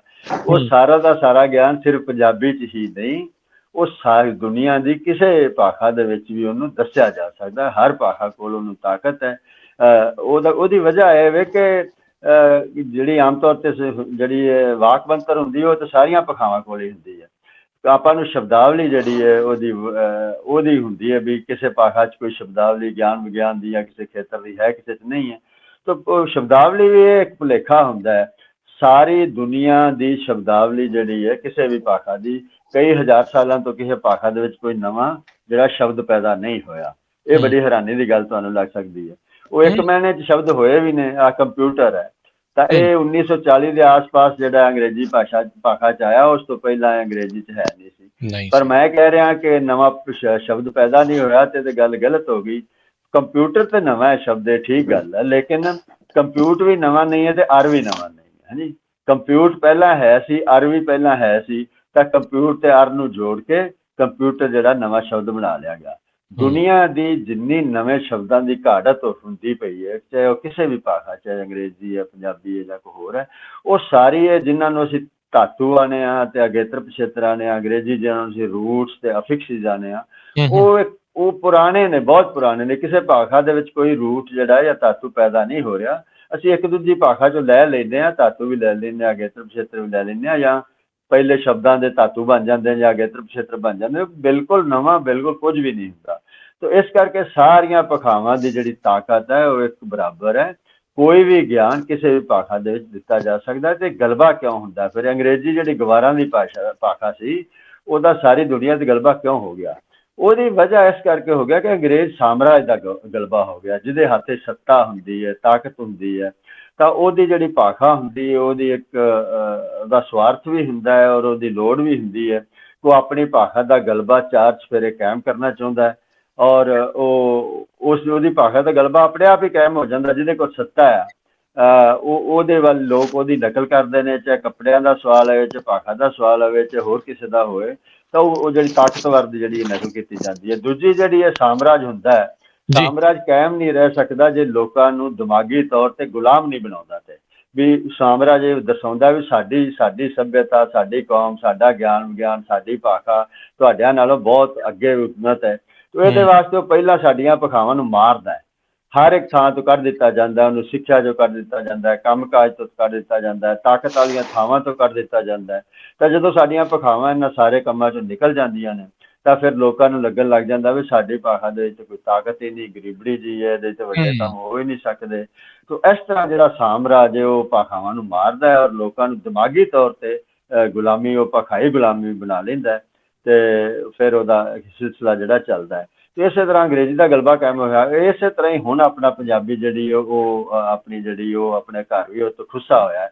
ਤੇ ਪੰਜਾਬ ਦਾ ਵੀ ਹਰ ਕੰਮ, ਜਦੋਂ ਅਸੀਂ ਪੰਜਾਬ ਦੀ ਪੜ੍ਹਾਈ, ਪੰਜਾਬ ਦਾ ਕੰਮਕਾਜ, ਪੰਜਾਬ ਦੇ ਜਿਹੜੇ ਨੇ ਪ੍ਰਸ਼ਾਸਨ ਨੇ, ਉਹ ਸਾਰਾ ਪੰਜਾਬੀ 'ਚ ਨਹੀਂ ਕਰਾਂਗੇ, ਔਰ ਜਿਹੜੀਆਂ ਨੌਕਰੀਆਂ ਸਾਰਾ ਜਿਹੜੀਆਂ ਸੱਤਾ ਦੀਆਂ ਥਾਵਾਂ ਨੇ ਪੰਜਾਬੀ 'ਚ ਨਹੀਂ ਮਿਲਣਗੀਆਂ, ਤਾਂ ਕੁਦਰਤੀ ਤੌਰ 'ਤੇ ਪੰਜਾਬੀ ਖੁਰੇਗੀ ਔਰ ਲੋਕਾਂ ਦਾ ਪੰਜਾਬੀ 'ਚ ਜਿਹੜਾ ਭਰੋਸਾ ਉਹ ਵੀ ਘੱਟ ਹੋਏਗਾ।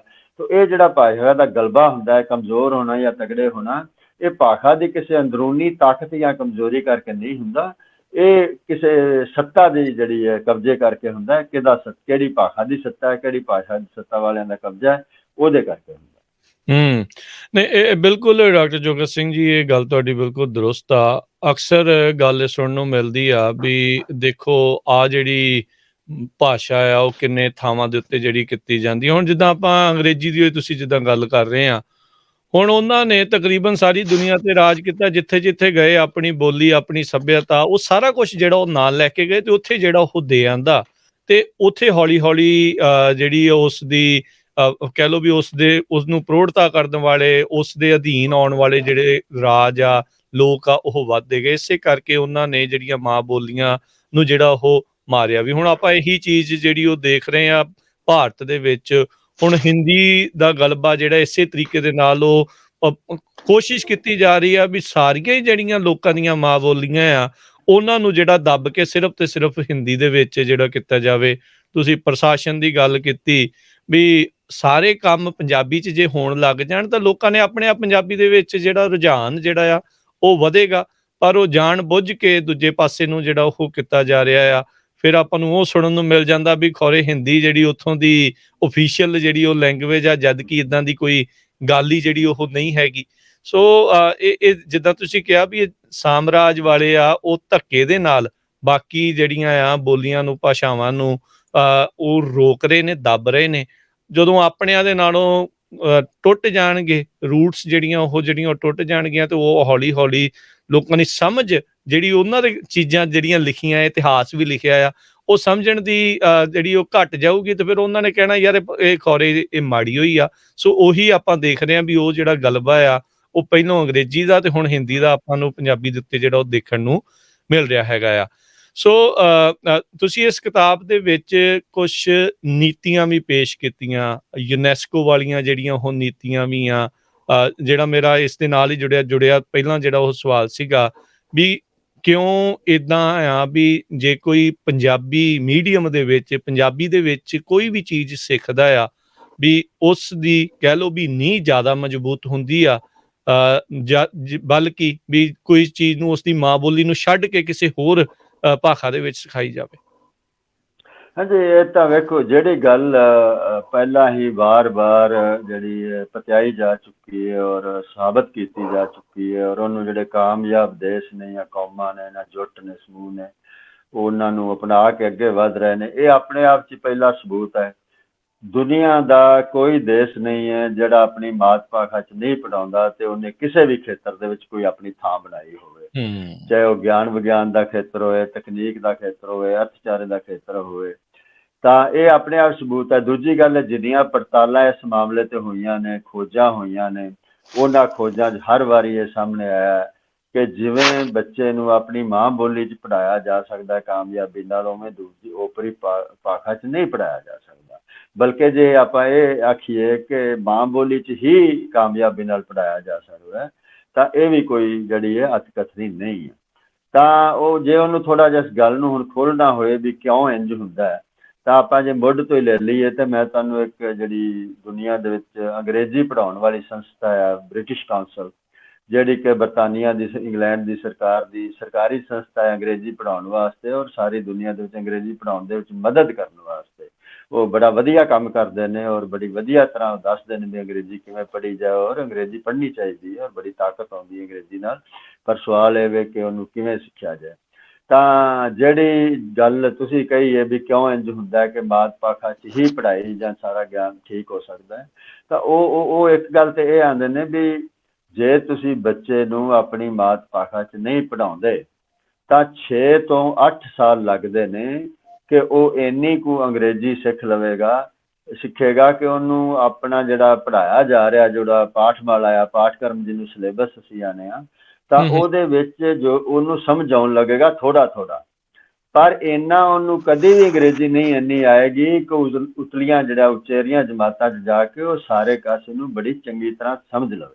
ਇਹ ਬ੍ਰਿਟਿਸ਼ ਕਾਉਂਸਲ ਹੈ, ਉਹਦੀ ਜਿਹੜੀ ਕਿਤਾਬ 2017 'ਚ ਆਈ ਔਰ ਉਹਦੇ ਤੀਜੇ ਪੰਨੇ ਦੇ ਉੱਤੇ ਲਿਖਿਆ ਹੋਇਆ। ਹੁਣ ਤੁਸੀਂ ਬਾਕੀ ਗੱਲਾਂ ਜੇ ਆਪਾਂ ਛੱਡ ਵੀ ਦਈਏ ਤੇ ਜਿਹਦਾ ਮਤਲਬ ਹੈ ਕਿ ਜੇ ਬੱਚੇ ਨੂੰ ਉਹਦੀ ਮਾਂ ਬੋਲੀ 'ਚ ਨਹੀਂ ਪੜ੍ਹਾਉਂਦੇ ਤੇ ਉਹਦੇ 6 ਤੋਂ 8 ਸਾਲ ਤੇ ਗਏ, ਬਰਬਾਦ ਹੋ ਗਏ। ਤਾਂ 6 ਤੋਂ 8 ਸਾਲ ਦੀ ਕੀਮਤ, ਉਹਦੇ ਉੱਤੇ ਖਰਚਾ ਕਿੰਨਾ ਹੋਇਆ, ਇਸ ਗੱਲ ਦੀ ਕੀਮਤ ਜੇ ਲਾਈ ਜਾਏ, ਔਰ ਇਹ ਅੱਜ ਦੇ ਜ਼ਮਾਨੇ ਦੇ ਵਿੱਚ 2 ਸਾਲ ਦੇ ਵਿੱਚ ਦੁਨੀਆ ਕਿੰਨੀ ਬਦਲ ਰਹੀ ਹੈ, ਤਾਂ ਜਿਹੜਾ ਬੱਚਾ 6 ਤੋਂ 8 ਸਾਲ ਪਿੱਛੇ ਰਹਿ ਗਿਆ ਉਹ ਦੁਨੀਆ ਦੇ ਦੂਜੇ ਬੱਚਿਆਂ ਨਾਲ ਰਲ ਹੀ ਨਹੀਂ ਸਕਦਾ, ਪਹਿਲੀ ਗੱਲ ਤੇ।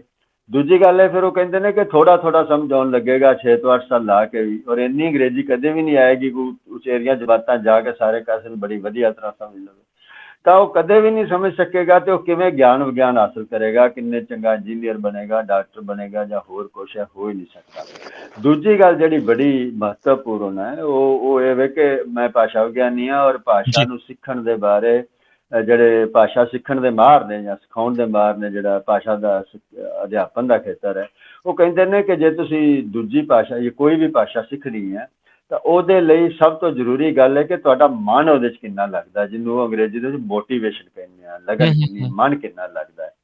ਤਾਂ ਸਿੱਖਿਆ ਦਾ ਵੀ ਇੰਝ ਹੀ ਹੈ, ਜੇ ਸਿੱਖਿਆ ਦੇ ਵਿੱਚ ਤੁਹਾਡਾ ਮਨ ਹੀ ਨਹੀਂ ਲੱਗਾ ਤਾਂ ਬੱਚੇ ਨੂੰ ਤੁਸੀਂ ਚਾਹੇ ਕਿੰਨਾ ਵਧੀਆ ਅਧਿਆਪਕ ਹੋਵੇ, ਕਿੰਨਾ ਵਧੀਆ ਤੁਹਾਡਾ ਜਿਹੜਾ ਆ ਪਾਠਸ਼ਾਲਾ ਹੋਵੇ, ਕਿੰਨਾ ਵਧੀਆ ਜਿਹੜਾ ਆ ਸਾਰੇ ਸਾਧਨ ਹੋਣ, ਤਾਂ ਜੇ ਬੱਚੇ ਦਾ ਮਨ ਹੀ ਨਹੀਂ ਹੈ ਤਾਂ ਉਹ ਤਾਂ ਇੰਝ ਜਿਵੇਂ ਉਹਦੀ ਮਤਲਬ ਬਿਜਲੀ ਉੱਡ ਗਈ ਹੋਈ ਹੈ ਤੇ ਤੁਸੀਂ ਕੁਝ ਵੀ ਨਹੀਂ ਕਰ ਸਕਦੇ। ਤਾਂ ਜਦੋਂ ਤੁਸੀਂ ਕਿਸੇ ਬੱਚੇ ਨੂੰ ਓਪਰੀ ਭਾਸ਼ਾ 'ਚ ਪੜ੍ਹਾਉਂਦੇ ਹੋ, ਔਰ ਖਾਸ ਤੌਰ 'ਤੇ ਜਿਹੜਾ ਛੋਟਾ ਬੱਚਾ ਹੁੰਦਾ ਉਹ ਬੜੀ ਨਾਜ਼ੁਕ ਚੀਜ਼ ਹੁੰਦਾ, ਤਾਂ ਉਹਦਾ ਮਨ ਹੀ ਨਹੀਂ ਲੱਗਦਾ, ਉਹਨੂੰ ਅਧਿਆਪਕ ਓਪਰਾ ਲੱਗਦਾ ਹੈ, ਉਹਨੂੰ ਆਪਣਾ ਜਿਹੜਾ ਪਾਠਸ਼ਾਲਾ ਜਿਹੜੀ ਉਹ ਓਪਰੀ ਲੱਗਦੀ ਹੈ, ਉਹਨੂੰ ਕਿਤਾਬਾਂ ਓਪਰੀਆਂ ਲੱਗਦੀਆਂ ਨੇ, ਔਰ ਇੰਨਾ ਖਿੱਝ ਜਾਂਦਾ ਉਹਨਾਂ ਚੀਜ਼ਾਂ ਦੇ ਉੱਤੋਂ। ਸਾਡੇ ਭਾਰਤ ਦੇ ਵਿੱਚ ਤੇ ਇਹ ਹਾਲਤ ਹੈ ਕਿ ਹੁਣ ਸਵੇਰ ਤੋਂ ਬੱਚੇ ਜਾਂਦੇ ਨੇ ਔਰ ਸ਼ਾਮ ਤੱਕ ਉਹਨਾਂ ਨੂੰ ਮਤਲਬ ਆਪਣੀ ਭਾਸ਼ਾ 'ਚ ਗੱਲ ਹੀ ਨਹੀਂ ਕਰਨ ਦਿੱਤੀ ਜਾਂਦੀ। ਤੁਸੀਂ ਸੋਚ ਕੇ ਵੇਖੋ ਵੀ ਇੱਕ 4 ਸਾਲ ਦਾ ਬੱਚਾ ਜਿਹਨੂੰ ਸਵੇਰ ਤੋਂ ਸ਼ਾਮ ਤੱਕ ਜਾਂ ਦੁਪਹਿਰ ਤੱਕ ਆਪਣੀ ਭਾਸ਼ਾ 'ਚ ਗੱਲ ਹੀ ਨਹੀਂ ਕਰਨ ਦਿੱਤੀ ਜਾਂਦੀ, ਤਾਂ ਉਹਦੀ ਮਾਨਸਿਕ ਜਿਹੜੀ ਮਨੋਵਿਗਿਆਨਿਕ ਜਿਹੜੀ ਉਹਦੀ ਮਾਨਸਿਕ ਹਾਲਤ ਕੀ, ਉਹਦਾ ਮੈਂ ਤੁਹਾਨੂੰ ਇੱਕ ਮਿਸਾਲ ਦੇਣਾ, ਮਾਫ਼ ਕਰਨਾ ਥੋੜਾ ਟਾਈਮ ਲੈਣਾ। ਮੈਂ 1983 ਦੇ ਵਿੱਚ ਹੈਦਰਾਬਾਦ ਪੜ੍ਹਨ ਗਿਆ, ਮੇਰੀ ਉਮਰ ਉਦੋਂ 30 ਸਾਲ ਸੀ। ਤਾਂ ਹੈਦਰਾਬਾਦ 'ਚ ਉੱਥੇ ਜਿਹੜਾ ਵਿਸ਼ਵ ਵਿਦਿਆਲਾ ਸੀ ਉਹਦੇ 'ਚ ਪੰਜਾਬੀ ਬੋਲਣ ਵਾਲਾ ਕੋਈ ਹੈ ਨਹੀਂ ਸੀ। ਤਾਂ 3-4 ਦਿਨਾਂ ਬਾਅਦ ਮੈਨੂੰ ਲੱਗਾ ਕਿ ਜੇ ਮੈਨੂੰ ਕੋਈ ਪੰਜਾਬੀ ਬੋਲਣ ਵਾਲਾ ਨਾ ਮਿਲਿਆ ਤਾਂ ਮੇਰਾ ਦਿਮਾਗ ਹਿੱਲ ਜਾਏਗਾ, ਮੈਂ ਪਾਗਲ ਹੋ ਜਾਵਾਂਗਾ। ਮੈਂ ਫਿਰ ਸੋਚਣਾ ਵੀ 30 ਸਾਲ ਦਾ ਬੰਦਾ ਜਿਹਨੂੰ ਵਾਹਵਾ ਅੰਗਰੇਜ਼ੀ ਆਉਂਦੀ ਹੈ, ਹਿੰਦੀ ਆਉਂਦੀ ਹੈ, ਜਿਹਨੂੰ ਗੱਲਬਾਤ ਕਰਨ ਦੀ ਕੋਈ ਕਠਿਨਾਈ ਨਹੀਂ, ਉੱਥੇ ਜਿਹੜੀ ਵਿਸ਼ਵ ਵਿਦਿਆਲੇ ਦੇ ਸਾਰੇ ਅੰਗਰੇਜ਼ੀ 'ਚ ਗੱਲਬਾਤ ਕਰਦੇ ਸੀ, ਹਿੰਦੀ ਵੀ ਹੈਦਰਾਬਾਦ 'ਤੇ ਲਗਭਗ ਉਹ ਦੱਖਣੀ ਹਿੰਦੀ ਹੈ, ਉੱਥੇ ਉਰਦੂ ਵਾਲਾ ਸ਼ਹਿਰ ਹੈ, ਤਾਂ ਕੋਈ ਐਡੀ ਕਠਿਨਾਈ ਨਹੀਂ ਸੀ ਗੱਲਬਾਤ ਦੀ, ਪਰ ਪੰਜਾਬੀ ਨਾ ਬੋਲਣ ਵਾਲਾ ਕੋਈ ਮਿਲਣ ਕਰਕੇ ਮੇਰੀ ਮਾਨਸਿਕ ਅਵਸਥਾ ਇਹ ਹੋ ਗਈ ਸੀ। ਹੁਣ ਜਿਹੜਾ 4 ਸਾਲ ਦਾ ਬੱਚਾ ਹੈ ਜਿਹਦੇ ਨਾਲ ਤੁਸੀਂ ਉਹਦੇ ਜਾਂਦਾ ਆਪਣੇ ਪਾਠਸ਼ਾਲਾ ਜਾਂਦਾ ਹੈ ਤੇ ਉੱਥੇ ਉਹਦੇ ਨਾਲ ਗੱਲਬਾਤ ਨਹੀਂ ਉਹਦੀ ਭਾਸ਼ਾ ਦੀ, ਉਹਦੀ ਮਾਨਸਿਕ ਅਵਸਥਾ ਤੁਸੀਂ ਸੋਚਦੇ ਹੋ, ਉਹਦਾ ਪੜ੍ਹਾਈ 'ਚ ਮਨ ਹੀ ਨਹੀਂ ਲੱਗਦਾ, ਉਹਦਾ ਜੀਅ ਨਹੀਂ ਕਰਦਾ ਪੜ੍ਹਨ ਨੂੰ, ਉਹਨੂੰ ਸਭ ਕੁਝ ਦੁਸ਼ਮਣਾਂ ਵਰਗਾ ਲੱਗਣ ਲੱਗ ਜਾਂਦਾ। ਤੇ ਮਨੋਵਿਗਿਆਨਕ ਕਾਰਨ ਜਿਹੜਾ ਆ ਸਮੇਂ ਦੀ ਬਰਬਾਦੀ ਹੈ, ਔਰ ਫਿਰ ਉਹ ਭਾਸ਼ਾ ਜਿਹੜੀ ਹੈ ਉਹਦੇ ਪ੍ਰਵੇਸ਼ ਦੀ ਭਾਸ਼ਾ ਨਹੀਂ ਹੈ, ਜਿਹੜੀ ਅੰਗਰੇਜ਼ੀ ਹੈ ਉਹਦੇ ਪ੍ਰਵੇਸ਼ 'ਚ ਨਹੀਂ ਹੈ, ਕਿਧਰੇ ਮਹੱਲੇ 'ਚ ਨਹੀਂ ਹੈ। ਉਹਦੇ ਜੋ ਗਾਣੇ ਸੁਣਦਾ ਹੈ, ਜੋ ਆਪਣੇ ਜਾਂਦਾ ਹੈ ਆਪਣੇ ਦਾਦਕੇ ਨਾਨਕੇ ਜਿੱਥੇ ਜਾਂਦਾ ਹੈ, ਤਾਂ ਉਹਦੇ ਪ੍ਰਵੇਸ਼ 'ਤੇ ਉਹਦੀ ਕੋਈ ਭਾਸ਼ਾ ਨਹੀਂ, ਉਹਦੇ ਨਾਲ ਜੋੜ ਹੀ ਨਹੀਂ ਸਕਦਾ। ਤੋ ਇਹਨਾਂ ਬੜੇ ਕਾਰਨ ਨੇ ਇਸ ਕਰਕੇ, ਇੱਕ ਅਬੋਧ ਹੋਣ ਦੀ, ਉਹਦੀ ਸਮਝ ਨਾ ਆਉਣ ਦੀ ਗੱਲ, ਦੂਜਾ ਮਨੋਵਿਗਿਆਨਕ ਕਾਰਨਾਂ ਕਰਕੇ। ਤਾਂ ਇਹ ਸਾਰੇ ਕਾਰਨ ਨੇ ਜਿਹਦੇ ਕਰਕੇ ਆਪਣੀ ਭਾਸ਼ਾ ਤੋਂ ਬਗੈਰ ਵਧੀਆ ਸਿੱਖਿਆ ਨਹੀਂ ਹੋ ਸਕਦੀ, ਔਰ ਵਧੀਆ ਸਿੱਖਿਆ ਨਹੀਂ ਅੱਜ ਜਿਹੜੇ ਦੇਸ਼ ਦੀ ਹੋ ਸਕਦੀ, ਉਹ ਦੇਸ਼ ਕਿਸੇ ਖੇਤਰ 'ਚ ਅੱਗੇ ਨਹੀਂ ਵੱਧ ਸਕਦਾ। ਔਰ ਇਸੇ ਤਰ੍ਹਾਂ ਹੀ ਜਿਵੇਂ ਪ੍ਰਸ਼ਾਸਨ ਦੀ ਗੱਲ ਹੈ, ਮੰਨ ਲਓ ਜਿਹੜਾ ਪਟਿਆਲੇ ਦੇ ਕਿਸੇ ਦਾ ਕਸਬੇ, ਨੇੜੇ ਕਸਬੇ ਦਾ ਕੋਈ ਦਫ਼ਤਰ ਹੈ, ਜੇ ਉਹ ਪੰਜਾਬੀ 'ਚ ਕੰਮ ਨਹੀਂ ਕਰਦਾ ਤੇ ਉੱਥੇ ਕੰਮ ਠੀਕ ਤਰ੍ਹਾਂ ਹੋ ਹੀ ਨਹੀਂ ਸਕਦਾ। ਅਸੀਂ ਰੋਜ਼ ਦਫ਼ਤਰਾਂ 'ਚ ਝਗੜੇ ਹੁੰਦੇ ਵੇਖਦੇ ਹਾਂ, ਇਸ ਕਰਕੇ ਕਿ ਉਹ ਫਾਰਮ ਸ਼ਰਮ ਜੇ ਅੰਗਰੇਜ਼ੀ ਜਾਂ ਹਿੰਦੀ 'ਚ ਫੜਾ ਦਿੰਦੇ ਨੇ, ਤਾਂ ਉਹ ਜਿਹੜੇ ਨੇ ਲੋਕ ਨੇ ਜਿਨ੍ਹਾਂ ਨੂੰ ਸੇਵਾਵਾਂ ਦਿੱਤੀਆਂ ਜਾਂਦੀਆਂ ਨੇ ਉਹਨਾਂ ਦੇ ਸਮਝ 'ਚ ਨਹੀਂ ਆਉਂਦੇ, ਤਾਂ ਉੱਥੇ ਝਗੜੇ ਹੁੰਦੇ ਨੇ। ਕੰਮ ਦੇ ਵਿੱਚ ਕਿੰਨੀ ਅਟਕਣ ਪੈਂਦੀ ਹੈ, ਤਾਂ ਉਹ ਕੋਈ ਕੰਮ ਵੀ ਠੀਕ ਤਰ੍ਹਾਂ ਨਹੀਂ ਹੋ ਸਕਦਾ। ਸਭ ਤੋਂ ਵੱਡੀ ਗੱਲ ਜਿਹੜੀ ਮੈਂ ਭੁੱਲ ਨਾ ਜਾਵਾਂ, ਹੁਣ ਉਮਰ ਮੇਰੀ ਭੁੱਲ ਜਾਣਾ, ਕਿ ਸਭ ਤੋਂ ਵੱਡੀ ਲੋੜ ਮਨੁੱਖ ਨੂੰ ਮਨੁੱਖ ਬਣਾਉਣ ਦੀ ਹੁੰਦੀ ਹੈ। ਉਹਦੇ ਅੰਦਰ ਮਨੁੱਖੀ ਸੰਵੇਦਨਾਵਾਂ ਹੋਣ, ਉਹ ਕਿਸੇ ਦਾ ਦੁੱਖ ਦਰਦ ਮਹਿਸੂਸ ਕਰੇ, ਉਹ ਕਿਸੇ ਦੀ ਮਦਦ ਕਰੇ, ਉਹਦੇ ਅੰਦਰ ਹਉਮੈ ਲਾਲਚ ਇਹੋ ਜਿਹੇ ਜਿਹੜੇ ਰੋਗ ਨੇ ਇੱਕ ਤਰ੍ਹਾਂ ਦੇ ਰੋਗ ਨੇ ਇਹ ਨਾ ਲੱਗਣ। ਇਹ ਸਾਰੀਆਂ ਚੀਜ਼ਾਂ ਮਨੁੱਖ ਨੂੰ ਤਾਂ ਹੀ ਮਨੁੱਖ ਬਣ ਸਕਦਾ ਹੈ ਜੋ ਆਪਣੇ ਇਤਿਹਾਸ ਨੂੰ, ਆਪਣੇ ਵਿਰਸੇ ਨੂੰ, ਆਪਣੇ ਸੱਭਿਆਚਾਰ ਨਾਲ ਜੁੜੇਗਾ, ਆਪਣੇ ਜਿਹੜਾ ਵੱਡਿਆਂ ਦੀ ਵਡੇਰਿਆਂ ਦੀ ਸਿਆਣਪ ਨਾਲ ਜੁੜੇਗਾ, ਤੇ ਉਹ ਸਾਰਿਆਂ ਨਾਲ ਉਹਦਾ ਜਿਹੜਾ ਰਿਸ਼ਤਾ ਨਾਤਾ ਬਣੇਗਾ, ਜੁੜੇਗਾ, ਤਾਂ ਹੀ ਉਹ ਮਨੁੱਖ ਬਣੇਗਾ। ਬੰਦਾ ਤਾਂ ਇਤਿਹਾਸ ਹੀ ਹੁੰਦਾ ਹੈ। ਆਪਾਂ ਨੂੰ ਇਤਿਹਾਸ ਜਿਹੜਾ ਆਪਣੀ ਪੰਜਾਬ ਆ, ਹੁਣੇ ਪਿੱਛੇ ਕਿਸਾਨ ਅੰਦੋਲਨ ਹੋਇਆ ਤਾਂ ਪੰਜਾਬ ਕਿਉਂ ਵੱਖਰਾ ਹੈ, ਪੰਜਾਬ ਕਿਉਂ ਉੱਭਰ ਪੈਂਦਾ ਹੈ? ਔਰ ਇਹ ਪੰਜਾਬ ਦਾ, ਕਿਉਂਕਿ ਸਾਡਾ ਜਿਹੜਾ ਨੇੜਲਾ ਇਤਿਹਾਸ ਹੈ ਉਹ ਸਾਰੇ ਬਾਕੀ ਭਾਰਤ ਦੇ ਦੂਜੇ ਨੇੜਲੇ ਇਤਿਹਾਸਾਂ ਨਾਲੋਂ ਕੁਝ ਵੱਖਰਾ ਹੈ। ਸਾਨੂੰ ਜਿਹੜੀ ਗੁਰਮਤ ਲਹਿਰ ਨੇ ਔਰ ਬਾਬੇ ਨਾਨਕ ਨੇ ਜਿਹੜੀ ਛੇੜੀ ਤਾਂ ਇੱਕ ਸਾਨੂੰ ਜਾਗ ਲਾਈ ਔਰ ਇੱਕ ਸਾਨੂੰ ਅਕਲ ਦਿੱਤੀ ਔਰ ਇੱਕ ਸਾਨੂੰ ਸਮਝ ਦਿੱਤੀ, ਤਾਂ ਉਹ ਪੰਜਾਬ ਦੇ ਵਿੱਚ ਹਾਲੇ ਲੱਗੀ ਫਿਰਦੀ ਹੈ। ਔਰ ਉਹ ਉਹਨਾਂ ਚਿਰ ਹੀ ਹੈ ਜਿੰਨਾ ਚਿਰ ਜਿਹੜੇ ਸਾਡੇ ਬੱਚੇ ਨੇ ਪੰਜਾਬੀ ਦੇ ਨਾਲ ਜੁੜੇ ਹੋਏ ਨੇ ਔਰ ਉਹ ਸਾਰੀ ਸਿਆਣਪ ਦੇ ਨਾਲ ਜੁੜੇ ਹੋਏ ਨੇ। ਤਾਂ ਜੋ ਪੰਜਾਬੀ ਤੋਂ ਟੁੱਟ ਜਾਣਗੇ ਤਾਂ ਉਹ ਸਾਰੀ ਉਹ ਸਿਆਣਪ ਤੋਂ ਵੀ ਟੁੱਟ ਜਾਣਗੇ। ਤਾਂ ਫਿਰ ਤਾਂ ਮਸ਼ੀਨਾਂ ਹੀ ਨੇ, ਉਹਦੇ ਵਿੱਚ ਤੁਸੀਂ ਚਾਹੇ ਉਹਦੇ 'ਚ ਪਾ ਦਿਓ ਗਣਿਤ ਦਾ ਗਿਆਨ ਪਾ ਦਿਓ, ਚਾਹੇ ਤੁਸੀਂ ਰਸਾਇਣ ਵਿਗਿਆਨ ਦਾ, ਕੈਮਿਸਟਰੀ ਦਾ ਪਾ ਦਿਓ, ਚਾਹੇ ਭੌਤਿਕ ਵਿਗਿਆਨ ਦਾ, ਫਿਜ਼ਿਕਸ ਦਾ ਪਾ ਦਿਓ। ਤਾਂ ਉਹ ਪ੍ਰੋਗਰਾਮ, ਜਿਵੇਂ ਕੰਪਿਊਟਰ ਨੂੰ ਆਪਾਂ ਕੋਈ ਪ੍ਰੋਗਰਾਮ ਦਿੰਦੇ ਹਾਂ ਕੰਮ ਕਰਨ ਵਾਸਤੇ, ਸੋਫਟਵੇਅਰ, ਤਾਂ ਉਹ ਸੋਫਟਵੇਅਰ ਜੀ ਪ੍ਰੋਗਰਾਮ ਕੀਤੇ ਬੰਦੇ ਨੇ, ਉਹਨਾਂ ਦੇ ਅੰਦਰ ਉਹ ਮਨੁੱਖੀ ਸੰਵੇਦਨਾਵਾਂ ਜਿਹੜੀਆਂ ਨੇ, ਜਿਹੜਾ ਇਤਿਹਾਸ, ਵਿਰਸਾ, ਪਰੰਪਰਾ, ਤੁਹਾਡਾ ਲੋਕਾਂ ਦੇ ਨਾਲ ਜੁੜਨਾ ਪੈਦਾ ਕਰਦਾ ਹੈ, ਉਹ ਨਹੀਂ ਹੋ ਸਕੇਗੀ। ਇਸੇ ਕਰਕੇ ਜਿਹੜੀ ਮਾਂ ਬੋਲੀ ਦੀ ਇੰਨੀ ਮਹੱਤਤਾ ਹੈ।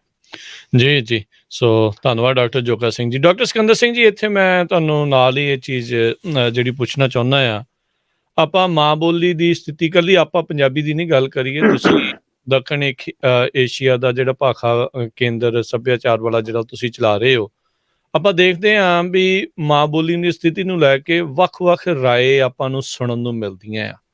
ਇਸੇ ਦਰਮਿਆਨ ਆਪਾਂ ਨੂੰ ਪ੍ਰੋਪੇਗੈਂਡਾ ਪ੍ਰਚਾਰ ਵੀ ਜਿਹੜਾ ਆ, ਕੂੜ ਪ੍ਰਚਾਰ ਵੀ ਜਿਹੜਾ ਉਹ ਦੇਖਣ ਨੂੰ ਮਿਲਦਾ ਆ ਮਾਂ ਬੋਲੀਆਂ ਦੇ ਖਿਲਾਫ। ਇਸ ਸਥਿਤੀ ਦੇ ਵਿੱਚ ਕਿਹੜੇ ਮਾਹਰਾਂ ਦੀ ਰਾਏ ਜਿਹੜੀ ਉਹ ਆਪਾਂ ਨੂੰ ਸੁਣਨੀ ਚਾਹੀਦੀ ਆ? ਕਿੱਦਾਂ ਪਤਾ ਲੱਗੇ ਵੀ ਇਹ ਪ੍ਰੋਪੇਗੈਂਡਾ ਆ ਕਿ ਅਸਲ ਗੱਲ ਚੱਲ ਰਹੀ? ਹਾਂ, ਇਹ ਤੁਸੀਂ ਬੜਾ ਠੀਕ ਸਵਾਲ ਪੁੱਛਿਆ। ਮਾਮਲਾ ਇਹ ਹੈ ਕਿ ਬੋਲੀ ਜਿਹੜੀ ਹੁੰਦੀ ਹੈ, ਜਿਵੇਂ ਤੁਸੀਂ ਲਾ ਲਓ ਫਿਜ਼ਿਕਸ ਲਾ ਲਓ, ਗਣਿਤ ਲਾ ਲਓ, ਡਾਕਟਰੀ ਲਾ ਲਓ, ਕੋਈ ਰਾਜਨੀਤੀ ਸ਼ਾਸਤਰ ਲਾ ਲਓ, ਉਹ ਵਿਸ਼ੇ ਨੇ ਜਿਹੜੇ ਵੱਖੋ ਵੱਖਰੇ, ਉਹਨਾਂ ਖੇਤਰਾਂ ਦਾ ਦਾਇਰਾ ਉਹਨਾਂ ਲੋਕਾਂ ਤੱਕ ਸੀਮਿਤ ਹੁੰਦਾ। ਜਿਹੜੀ ਬੋਲੀ ਹੁੰਦੀ ਹੈ, ਬੋਲੀ ਦਾ ਸੰਬੰਧ ਹਰ ਬੰਦੇ ਨਾਲ ਹੁੰਦਾ, ਚਾਹੇ ਉਹ ਕਿਸੇ ਵੱਖਰੇ ਵਿਸ਼ੇ ਨਾਲ ਜੁੜਿਆ ਹੋਇਆ, ਚਾਹੇ ਕਿੱਤੇ ਨਾਲ ਜੁੜਿਆ ਹੋਇਆ, ਚਾਹੇ ਉਹ ਜਿਸ ਵੀ ਖੇਤਰ ਦਾ, ਚਾਹੇ ਉਹ ਫੌਜੀ ਹੈ, ਹਰੇਕ ਬੰਦੇ ਦਾ ਸੰਬੰਧ ਬੋਲੀ ਨਾਲ ਹੁੰਦਾ। ਮਾਂ ਬੋਲੀ ਨਾਲ ਹੁੰਦਾ, ਉੱਥੋਂ ਦੀ ਦਫ਼ਤਰੀ ਬੋਲੀ ਨਾਲ ਹੁੰਦਾ, ਭਾਰੂ ਬੋਲੀ ਨਾਲ ਹੁੰਦਾ। ਇਸ ਲਈ ਹਰੇਕ ਬੰਦਾ ਬੋਲੀ ਬਾਰੇ ਆਪਣੀ ਕੋਈ ਨਾ ਕੋਈ ਰਾਏ ਰੱਖਦਾ ਹੁੰਦਾ ਜੀ। ਉਹ ਰਾਏ ਰੱਖਣ ਕਰਕੇ ਉਹ ਬੰਦੇ ਨੂੰ ਇਹ ਨਹੀਂ ਪਤਾ ਲੱਗਦਾ ਵੀ ਉਹਦੀ ਰਾਏ ਕਿੰਨੀ ਕੁ ਪ੍ਰਮਾਣਿਕ ਹੈ, ਕਿੰਨੀ ਕੁ ਵਜ਼ਨਦਾਰ ਹੈ, ਕਿਸੇ ਬੋਲੀ ਦੇ ਹੱਕ ਵਿੱਚ ਕਿੰਨੀ ਕੁ ਸਹੀ ਹੈ, ਪਰ ਉਹ ਬੰਦੇ ਰਾਏ ਰੱਖਦੇ ਹੁੰਦੇ ਨੇ।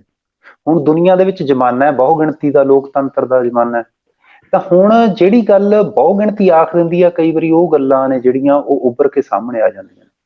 ਮਾਮਲਾ ਇਹ ਹੈ ਕਿ ਬੋਲੀ ਬਾਰੇ ਜਿਹੜੇ ਬੰਦੇ ਰਾਏ ਰੱਖਦੇ ਨੇ, ਉਹਨਾਂ ਵਿੱਚੋਂ ਬਹੁਤੇ ਬੰਦਿਆਂ ਨੂੰ ਬੋਲੀ ਦੀ ਹਾਲਤ ਬਾਰੇ, ਉਹਦੀ ਬਣਤਰ ਬਾਰੇ, ਬੋਲੀ ਹੁੰਦੀ ਕੀ ਹੈ, ਬੋਲੀ ਦਾ ਵਿਕਾਸ ਕਿਵੇਂ ਹੁੰਦਾ, ਬੋਲੀ ਕਿਹੜੀਆਂ ਦਿਸ਼ਾਵਾਂ ਵਿੱਚ ਫੈਲਦੀ ਆ, ਕਿਵੇਂ ਕਿਵੇਂ ਫੈਲਦੀ ਆ, ਉਹਨਾਂ ਦਾ ਪਤਾ ਨਹੀਂ ਹੁੰਦਾ।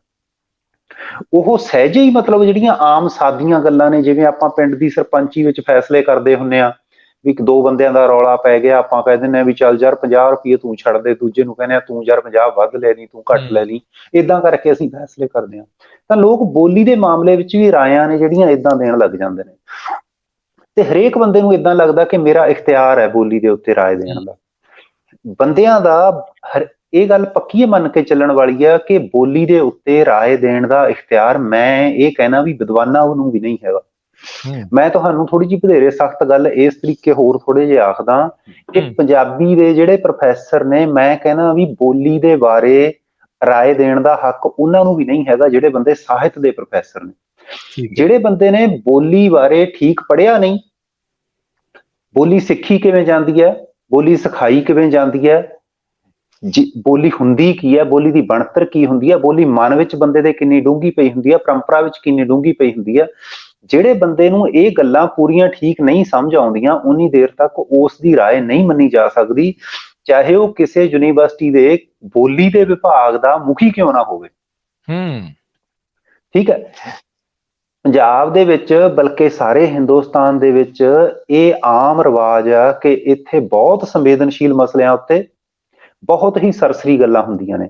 ਉਹਦੇ ਵਿੱਚੋਂ ਸਭ ਤੋਂ ਕੀਮਤੀ ਮਸਲਾ ਜਿਹੜਾ ਬੋਲੀ ਦਾ ਹੀ ਆ, ਪਰ ਬੋਲੀ ਦੇ ਮਸਲੇ ਦੇ ਉੱਤੇ ਲੋਕ ਇੰਨੀ ਜ਼ੁਬਾਨੀ ਹਿੰਸਾ, ਸ਼ਾਬਦਿਕ ਹਿੰਸਾ ਕਰਦੇ ਨੇ, ਕਿਸੇ ਨੂੰ ਪਤਾ ਨਹੀਂ ਲੱਗਦਾ। ਜਿਵੇਂ ਆਮ ਜਿਹੜੀਆਂ ਸਧਾਰਨ ਰਾਇਆਂ ਨੇ, ਮੰਨ ਲਓ ਵੀ ਇੱਕ ਬੋਲੀ ਚੋਂ ਦੂਜੀ ਬੋਲੀ ਵਿੱਚ ਸ਼ਬਦ ਲੈਂਦੇ ਨੇ, ਤਾਂ ਉਹ ਸ਼ਬਦ ਲੈਣ ਦਾ ਲੋਕਾਂ ਨੂੰ ਇੱਕ ਬੜੇ ਸਿੱਧਾ ਜਿਹਾ ਪੁਰਾਣਾ ਚੱਲਿਆ ਆਉਂਦਾ ਇੱਕ ਨੁਕਤਾ ਹੈ ਕਿ ਸ਼ਬਦ ਲੈਣ ਨਾਲ ਬੋਲੀ ਅਮੀਰ ਹੁੰਦੀ ਆ। ਇਹ ਗੱਲ ਤੇ ਬਹੁਤ ਮਹੱਤਵਪੂਰਨ ਆ, ਪਰ ਕਿਹੜਾ ਸ਼ਬਦ ਲੈਣਾ ਇਹ ਨਹੀਂ ਨਾ ਪਤਾ ਵੀ ਆਵਾਗਾਉਣੇ ਲਈ ਜਾਣਾ ਤੁਸੀਂ। ਜੇ ਤੁਹਾਡੇ ਕੋਲੇ ਝੱਗਾ ਪਾਇਆ ਹੋਇਆ ਤਾਂ ਉਹਦੇ ਖਾਤਰ ਟੀ-ਸ਼ਰਟ, ਸ਼ਰਟ ਲੈਣ ਦੀ ਲੋੜ ਹੈ ਕਿ ਨਹੀਂ। ਤਾਂ ਇਸ ਲਈ ਇਹ ਸਾਰੇ ਮਾਮਲੇ ਨੇ, ਲੋਕ ਮਤਲਬ ਪੁਰਾਣੇ ਝੱਗੇ ਲਾ ਨਵੇਂ ਪਾਏ ਜਾਣ ਦਾ ਇਹ ਲੋਕਾਂ ਨੂੰ ਪਤਾ ਨਹੀਂ ਲੱਗਦਾ ਹੈ। ਇਸ ਲਈ ਬੋਲੀ ਦੇ ਬਾਰੇ ਜੇ ਤੁਸੀਂ ਕਿਸੇ ਦੀ ਰਾਏ ਪ੍ਰਮਾਣਿਕ ਮੰਨਣੀ ਆ ਤਾਂ ਉਸੇ ਬੰਦੇ ਦੀ ਰਾਏ ਪ੍ਰਮਾਣਿਕ ਮੰਨੀ ਜਾ ਸਕਦੀ ਹੈ ਜਿਸ ਨੂੰ ਬੋਲੀ ਦੀ ਬਣਤਰ ਬਾਰੇ ਪਤਾ ਹੋਵੇ।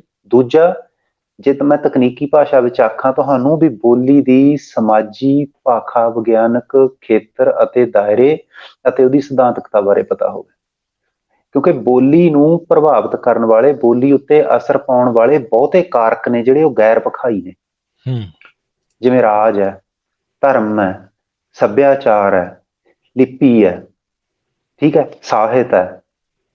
ਇਹ ਭਾਖਾ ਵਿਗਿਆਨਕ ਨਹੀਂ ਹਨ ਪੱਖ ਸਾਰੇ ਦੇ ਸਾਰੇ। ਲਿਪੀ ਵੀ ਭਾਖਾ ਵਿਗਿਆਨਕ ਨਹੀਂ ਹੈਗੀ, ਹੈ ਨਾ।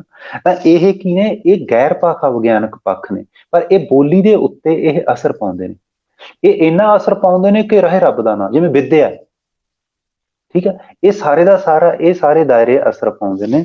ਇਸ ਲਈ ਜਿਹੜੇ ਬੰਦੇ ਦੀ ਰਾਏ ਮੰਨੀ ਜਾਣੀ ਆ ਉਹ ਬੰਦਾ ਭਾਸ਼ਾ ਵਿਗਿਆਨ ਦੇ ਖੇਤਰ ਵਿੱਚ ਪੜ੍ਹਿਆ ਲਿਖਿਆ ਅਤੇ ਉਹਨੇ ਕੁਛ ਅਧਿਐਨ ਕੀਤਾ ਹੋਵੇ। ਪਹਿਲੀ ਗੱਲ ਤਾਂ ਇਹ ਹੈ। ਦੂਜਾ, ਇਸ ਦੇ ਨਾਲ ਹੀ ਨੁਕਤਾ ਇਹ ਆ ਕਿ ਜੇ ਅਸੀਂ ਠੀਕ ਬੰਦਿਆਂ ਦੀ ਰਾਏ ਨਹੀਂ ਮੰਨਾਂਗੇ ਤਾਂ ਸਾਨੂੰ ਪਤਾ ਹੀ ਨਹੀਂ ਲੱਗੂਗਾ ਵੀ ਸਾਡੀਆਂ ਮੁਸ਼ਕਲਾਂ ਕੀ ਨੇ। ਜਿਵੇਂ ਹੁਣ ਪੰਜਾਬ ਦੇ ਵਿੱਚ ਵੋਟਾਂ ਚੱਲ ਰਹੀਆਂ ਨੇ, ਵੋਟਾਂ ਦੇ ਵਿੱਚ ਇੱਕ ਮਸਲਾ ਤੁਹਾਡੇ ਸਾਹਮਣੇ ਬੜਾ ਜ਼ੋਰ ਨਾਲ ਆਇਆ ਹੋਇਆ ਕਿ ਪੰਜਾਬ ਦੇ ਵਿੱਚ ਨਸ਼ੇ ਦੀ ਆਮਦ ਬਾਬਤ। ਜੇ ਤੁਸੀਂ ਭਾਖਾ ਵਿਗਿਆਨਕ ਖੇਤਰ ਦੇ ਜਿਹੜੇ ਵਿਦਵਾਨ ਬੰਦੇ ਨੇ ਜਿਨ੍ਹਾਂ ਨੇ ਪੜ੍ਹਿਆ ਹੋਇਆ, ਤਾਂ ਉਹ ਨਸ਼ੇ ਦੀ ਅਲਾਮਤ ਦਾ ਜ਼ਿੰਮੇਵਾਰ ਕਿਸੇ ਪਰਾਈ ਬੋਲੀ ਵਿੱਚ ਦਿੱਤੀ ਹੋਈ ਵਿੱਦਿਆ ਨੂੰ ਮੰਨਦੇ ਨੇ।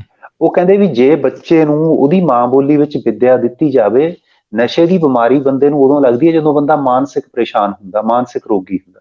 ਜਿਹੜੀ ਗੱਲ ਤੁਹਾਨੂੰ ਪ੍ਰੋਫੈਸਰ ਜੋਗਾ ਸਿੰਘ ਹੋਰਾਂ ਨੇ ਹੁਣੇ ਦੱਸੀ ਆ ਕਿ ਬੰਦੇ ਨੂੰ 8 ਸਾਲ ਤਾਂ ਅਸੀਂ ਉਹਦੀ ਚਾਹ ਜਾਂਦੀ ਕਰ ਲੈਂਦੇ ਹਾਂ, ਬਲਕਿ ਵੱਧ ਸਾਲ ਹੁਣ ਤਾਂ ਅਸੀਂ 12ਵੀਂ ਤੱਕ ਕਰੀ ਜਾਂਦੇ ਹਾਂ।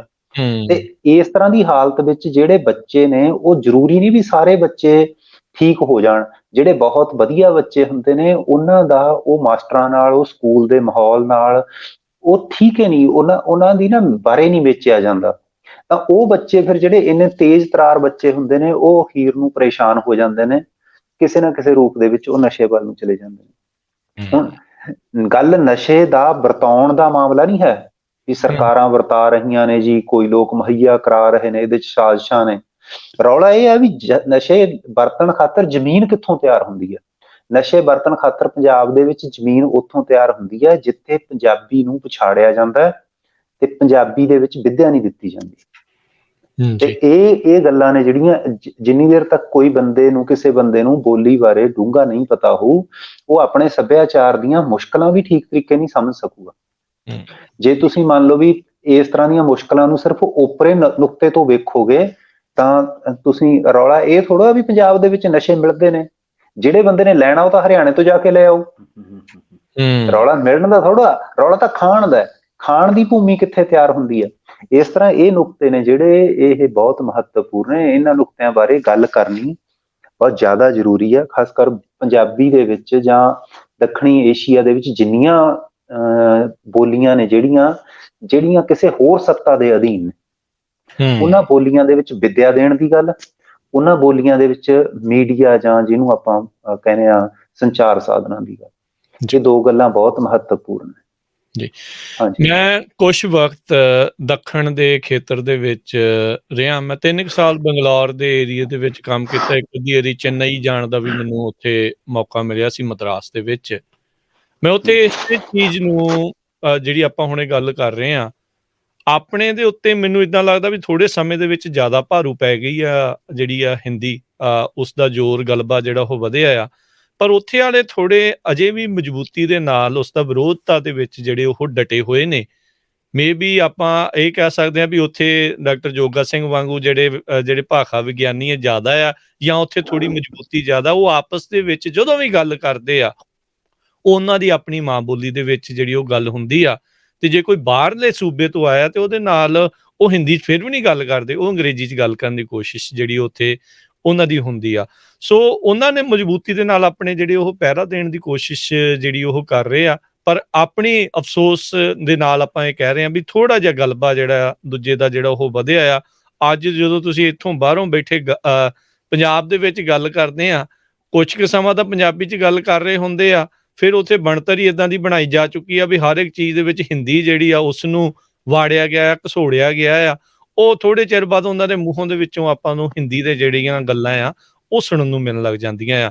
ਹੁਣ ਤੁਸੀਂ ਡਾਕਟਰ ਸਿਕੰਦਰ ਸਿੰਘ ਜੀ ਆਖੀ ਸੀ ਵੀ ਬੜੀ ਕੁਰਖਤ ਗੱਲ ਵੀ ਕਹੀ ਆ ਤੇ ਸਖਤ ਗੱਲ ਵੀ ਜਿਹੜੀ ਉਹ ਕਹੀ ਆ ਵੀ ਸਿਰਫ ਇੱਕ ਭਾਸ਼ਾ ਵਿਗਿਆਨੀ ਦੀ ਹੀ ਗੱਲ ਨੂੰ ਆਪਾਂ ਮੰਨ ਸਕਦੇ ਹਾਂ।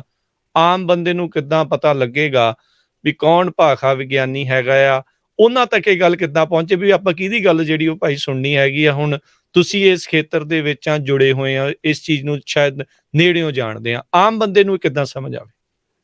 ਇੱਕ ਤਾਂ ਜਿਹੜਾ ਕੰਮ ਤੁਸੀਂ ਹੁਣ ਕਰ ਰਹੇ ਹੋ, ਇਸ ਕੰਮ ਨਾਲ ਹੀ ਇਹ ਗੱਲ ਪਹੁੰਚੇਗੀ। ਤੇ ਜੀ ਤੁਸੀਂ ਹੋ ਗਏ ਰੇਡੀਓ ਵਾਲੇ ਹੋ ਗਏ, ਟੈਲੀਵਿਜ਼ਨ ਵਾਲੇ ਹੋ ਗਏ, ਇਹਨਾਂ ਦੀ ਜ਼ਿੰਮੇਵਾਰੀ ਬਣਦੀ ਹੈ। ਦੇਖੋ, ਪੱਤਰਕਾਰੀ ਦਾ ਮਹੱਤਵਪੂਰਨ ਸਾਥ ਹੁੰਦਾ ਅਕਾਦਮਿਕਤਾ ਨਾਲ, ਖੋਜ ਨਾਲ। ਜੇ ਪੱਤਰਕਾਰੀ ਖੋਜ ਨਾਲ, ਅਕਾਦਮਿਕਤਾ ਨਾਲ ਨਹੀਂ ਜੁੜੀ ਹੋਈ ਤਾਂ ਫਿਰ ਉਹ ਪੱਤਰਕਾਰੀ ਸਿਰਫ ਝੱਖ ਰਹਿ ਜਾਂਦੀ ਹੈ। ਤੇ ਪੱਤਰਕਾਰੀ ਦੀ ਇੱਕ ਵੱਡੀ ਜ਼ਿੰਮੇਵਾਰੀ ਬਣਦੀ ਹੈ ਕਿ ਉਹ ਹਰ ਅਕਾਦਮਿਕ ਖੇਤਰ ਦੇ ਵਿੱਚ, ਜੇ ਸਿਆਸੀ ਗੱਲ ਕਰਨੀ ਆ ਤਾਂ ਸਿਆਸਤ ਨਾਲ ਮਾਹਰ ਬੰਦੇ ਨਾਲ ਗੱਲ ਕਰੇ ਤੇ ਉਹਨਾਂ ਬੰਦਿਆਂ ਨੂੰ ਪੱਤਰਕਾਰੀ ਸਥਾਪਿਤ ਕਰੇ। ਏਦਾਂ ਨਾ ਹੋਵੇ ਵੀ ਜਿਹੜੇ ਬੰਦੇ ਕਿਸੇ ਖਾਸ ਚੈਨਲ ਦੀ ਖਾਸ ਵਿਚਾਰਧਾਰਾ ਨਾਲ ਗੱਲ ਕਰਕੇ ਉਹਨਾਂ ਨੂੰ ਖੁਸ਼ ਕਰਨ ਵਾਲੇ ਹੋਣ। ਔਰ ਇਸ ਤਰ੍ਹਾਂ ਦੇ ਬੰਦਿਆਂ ਦੀ ਬਹੁਤਾਤ ਵੀ ਆ, ਮਿਲ ਵੀ ਜਾਂਦੇ ਨੇ। ਜੀ ਤੇ ਪੱਤਰਕਾਰੀ ਦੀ ਇਸ ਮਾਮਲੇ ਵਿੱਚ ਅਖਬਾਰੀ ਪੱਤਰਕਾਰੀ ਦੀ, ਬਿਜਲਈ ਪੱਤਰਕਾਰੀ ਦੀ, ਸੋਸ਼ਲ ਮੀਡੀਆ ਦੀ ਵੀ ਕਿਤੇ ਨਾ ਕਿਤੇ ਜ਼ਿੰਮੇਵਾਰੀ ਬਣਦੀ ਹੈ। ਪਰ ਸੋਸ਼ਲ ਮੀਡੀਆ ਬਹੁਤ ਖੁੱਲਾ ਜਿਹਾ ਹੁੰਦਾ, ਉਹਦਾ ਕੁਛ ਇੰਨਾ ਨਹੀਂ ਕਹਿ ਸਕਦੇ। ਤੇ ਸਭ ਤੋਂ ਪਹਿਲੀ ਜ਼ਿੰਮੇਵਾਰੀ ਇਸ ਗੱਲ ਦੀ ਬਣਦੀ ਹੈ ਕਿ ਉਹ ਲੋਕਾਂ ਤੱਕ ਆਪਣੀ ਇਹ ਗੱਲ ਸੰਚਾਰਨ। ਦੂਸਰਾ ਇਹ ਹੈ ਵੀ ਜਿਹੜੇ ਬੰਦਿਆਂ ਦੀ ਗੱਲ ਵੱਧ ਸੁਣੀ ਜਾਂਦੀ ਹੈ, ਜਿਵੇਂ ਮੰਨ ਲਓ ਵੀ ਪੰਜਾਬ ਦੇ ਵਿੱਚ ਸਾਧੂ ਮਹਾਤਮਾ ਨੇ, ਜਿਹੜੇ ਸੰਤ ਲੋਕ ਨੇ, ਉਹਨਾਂ ਦੀ ਗੱਲ ਸੁਣੀ ਜਾਂਦੀ ਆ। ਇੱਕ ਉਹਨਾਂ ਦਾ ਇੱਕ ਖਾਸ ਸਰੋਤਾ ਵਰਗ ਹੁੰਦਾ। ਉਹਨਾਂ ਦੀ ਵੀ ਇੱਕ ਜ਼ਿੰਮੇਵਾਰੀ ਬਣਦੀ ਹੈ ਵੀ ਉਹ ਏਦਾਂ ਨਾ ਕਰਨ ਕਿ ਉਹ ਹਰ ਗੱਲ ਆਪਣੇ ਮੂੰਹੋਂ ਆਪ ਆਖਣ। ਉਹ ਆਪਣਾ ਦਾਇਰਾ ਰੱਖਣ ਵਧੀਆ। ਤੇ ਪਰ ਜੇ ਬੋਲੀ ਦੇ ਨਾਲ ਸੰਬੰਧਿਤ ਗੱਲ ਕਰਨੀ ਹੈ ਤਾਂ ਉਹ ਇਹ ਨਹੀਂ ਕਹਿੰਦੇ ਵੀ ਉਹ ਹਰ ਥਾਂ ਤੇ ਭਾਸ਼ਾ ਵਿਗਿਆਨੀਆਂ ਨੂੰ ਜਾਂ ਭਾਸ਼ਾ ਵਿਗਿਆਨੀਆਂ ਨੂੰ ਲੈ ਕੇ ਫਿਰਨ। ਉਹ ਉਹਨਾਂ ਦੀਆਂ ਕਿਤਾਬਾਂ ਪੜ੍ਹ ਕੇ ਉਹਨਾਂ ਦੇ ਹਵਾਲੇ ਨਾਲ ਗੱਲ ਕਰਨ। ਆਪਣੇ ਇਹ ਨਹੀਂ ਜ਼ਰੂਰੀ ਹੁੰਦਾ ਵੀ ਤੁਸੀਂ ਹਰ ਥਾਂ ਤੇ, ਮੰਨ ਲਓ ਪ੍ਰੋਫੈਸਰ ਜੋਗਾ ਸਿੰਘ ਦੀ ਕਿਤਾਬ ਆਪਾਂ ਨੇ ਇਸ ਲਈ ਛਾਪੀ ਹੈ ਕਿ ਪ੍ਰੋਫੈਸਰ ਜੋਗਾ ਸਿੰਘ ਨੂੰ ਹੁਣ ਇਹ ਬਜ਼ੁਰਗ ਹੋਈ ਜਾ ਰਹੇ ਨੇ ਵੀ ਆਪਾਂ ਇਹਨਾਂ ਨੂੰ ਹਰ ਥਾਂ ਲੈ ਕੇ ਨਾ ਜਾਈਏ, ਇਹਨਾਂ ਦੀ ਗੱਲ ਆਪਾਂ ਰੱਖੀਏ ਕਿਤਾਬ ਨਾਲ। ਤਾਂ ਇਸੇ ਤਰੀਕੇ ਜਿਹੜਾ ਇਹ ਨੁਕਤਾ ਹੈ, ਤਾਂ ਉਹ ਕਿਤਾਬਾਂ ਨੇ ਜਿਹੜੀਆਂ ਉਹਨਾਂ ਦੀਆਂ, ਜਿਹੜੇ ਬੰਦੇ ਦਾ ਵੀ ਹੱਥ ਪੈਂਦਾ ਉਹ ਲੋਕਾਂ ਨੂੰ ਸੰਚਾਰੇ, ਕਿਤਾਬਾਂ ਵੰਡੋ, ਪੜ੍ਹਨ ਲਈ ਆਖੋ ਤੇ ਉਹਨਾਂ ਦੇ ਰਿਵਿਊ ਕਰੋ। ਇਹਨਾਂ ਸਾਰੇ ਨੁਕਤਿਆਂ ਦੇ ਨਾਲ ਇਹ ਗੱਲ ਹੈ ਜਿਹੜੀ ਇਹ ਲੋਕਾਂ ਦੇ ਸਾਹਮਣੇ ਰੱਖੀ ਜਾਊਗੀ। ਕਿਉਂਕਿ ਦੱਖਣ ਵਾਲੇ ਨੇ ਜਿਹੜੇ, ਤੁਸੀਂ ਦੱਖਣ ਵਾਲਿਆਂ ਦੀ ਗੱਲ ਆਖੀ ਤੇ ਇੱਥੇ ਹਿੰਦੀ ਦੀ ਗੱਲ ਆਖੀ, ਤਾਂ ਹਿੰਦੀ ਬਾਰੇ ਮੈਂ ਚਲੋ ਪੜ੍ਹਿਆ, ਮੈਂ ਹਿੰਦੀ ਦੇ ਇਤਿਹਾਸ ਬਾਰੇ ਵੀ ਪੜ੍ਹਿਆ। ਤਾਂ ਹਿੰਦੀ ਦਾ ਦਾਬਾ ਦੇਖੋ ਬਹੁਤ ਜ਼ਿਆਦਾ ਹੈ, ਇਹ ਗੱਲ ਤਾਂ ਆਪਾਂ ਮੰਨ ਲੈਂਦੇ ਹਾਂ। ਪਰ ਜੇ ਤੁਸੀਂ ਹਿੰਦੀ ਦੇ ਪਿਛੋਕੜ ਵਿੱਚ ਜਾਓ, ਹਿੰਦੀ ਵਾਲਿਆਂ ਨੇ ਮਿਹਨਤ ਕਿੰਨੀ ਕੀਤੀ। ਉਹ 1780 ਤੋਂ ਉਹਨਾਂ ਦਾ ਕੰਮ ਸ਼ੁਰੂ ਹੋ ਗਿਆ ਸੀ। ਅੰਗਰੇਜ਼ਾਂ ਨਾਲ ਉਹਨਾਂ ਦਾ ਰਾਬਤਾ ਬਣ ਗਿਆ। 1800 ਈਸਵੀ ਵਿੱਚ ਉਹਨਾਂ ਦਾ ਫੋਰਟ ਵਿਲੀਅਮ ਕਾਲਜ ਕਲਕੱਤੇ ਬਣ ਗਿਆ।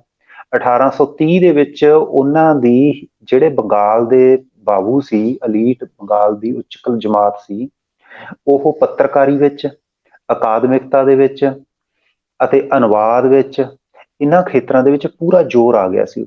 ਅੰਗਰੇਜ਼ ਸਰਕਾਰ ਤੇ ਉਹਨਾਂ ਨੇ ਦਬਾਅ ਪਾਇਆ ਕਿ ਉਰਦੂ ਨੂੰ ਕੱਢ ਕੇ ਇੱਥੇ ਤੁਸੀਂ ਹਿੰਦੀ ਨੂੰ ਲਾਗੂ ਕਰੋ।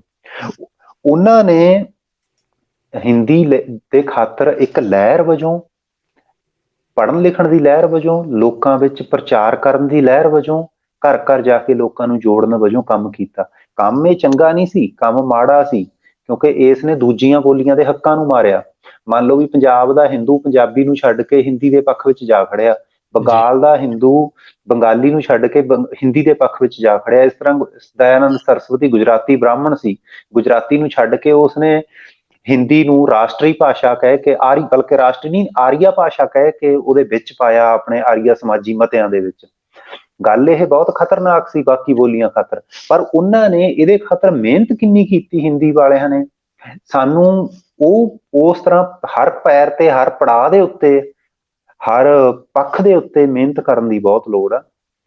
ਸਾਡਾ ਪੱਤਰਕਾਰ ਵਰਗ ਵੀ ਜੁੜੇ, ਅਕਾਦਮਿਕਤਾ ਵੀ ਜੁੜੇ, ਸਾਡੀ ਰਾਜਨੀਤਿਕ ਲੋਕ ਵੀ ਜੁੜਨ, ਤੇ ਸਾਡੇ ਸਮਾਜਿਕ ਕਾਰਕੁਨ ਵੀ ਜੁੜਨ, ਸਾਡੇ ਧਾਰਮਿਕ ਕਾਰਕੁਨ ਵੀ ਜੁੜਨ।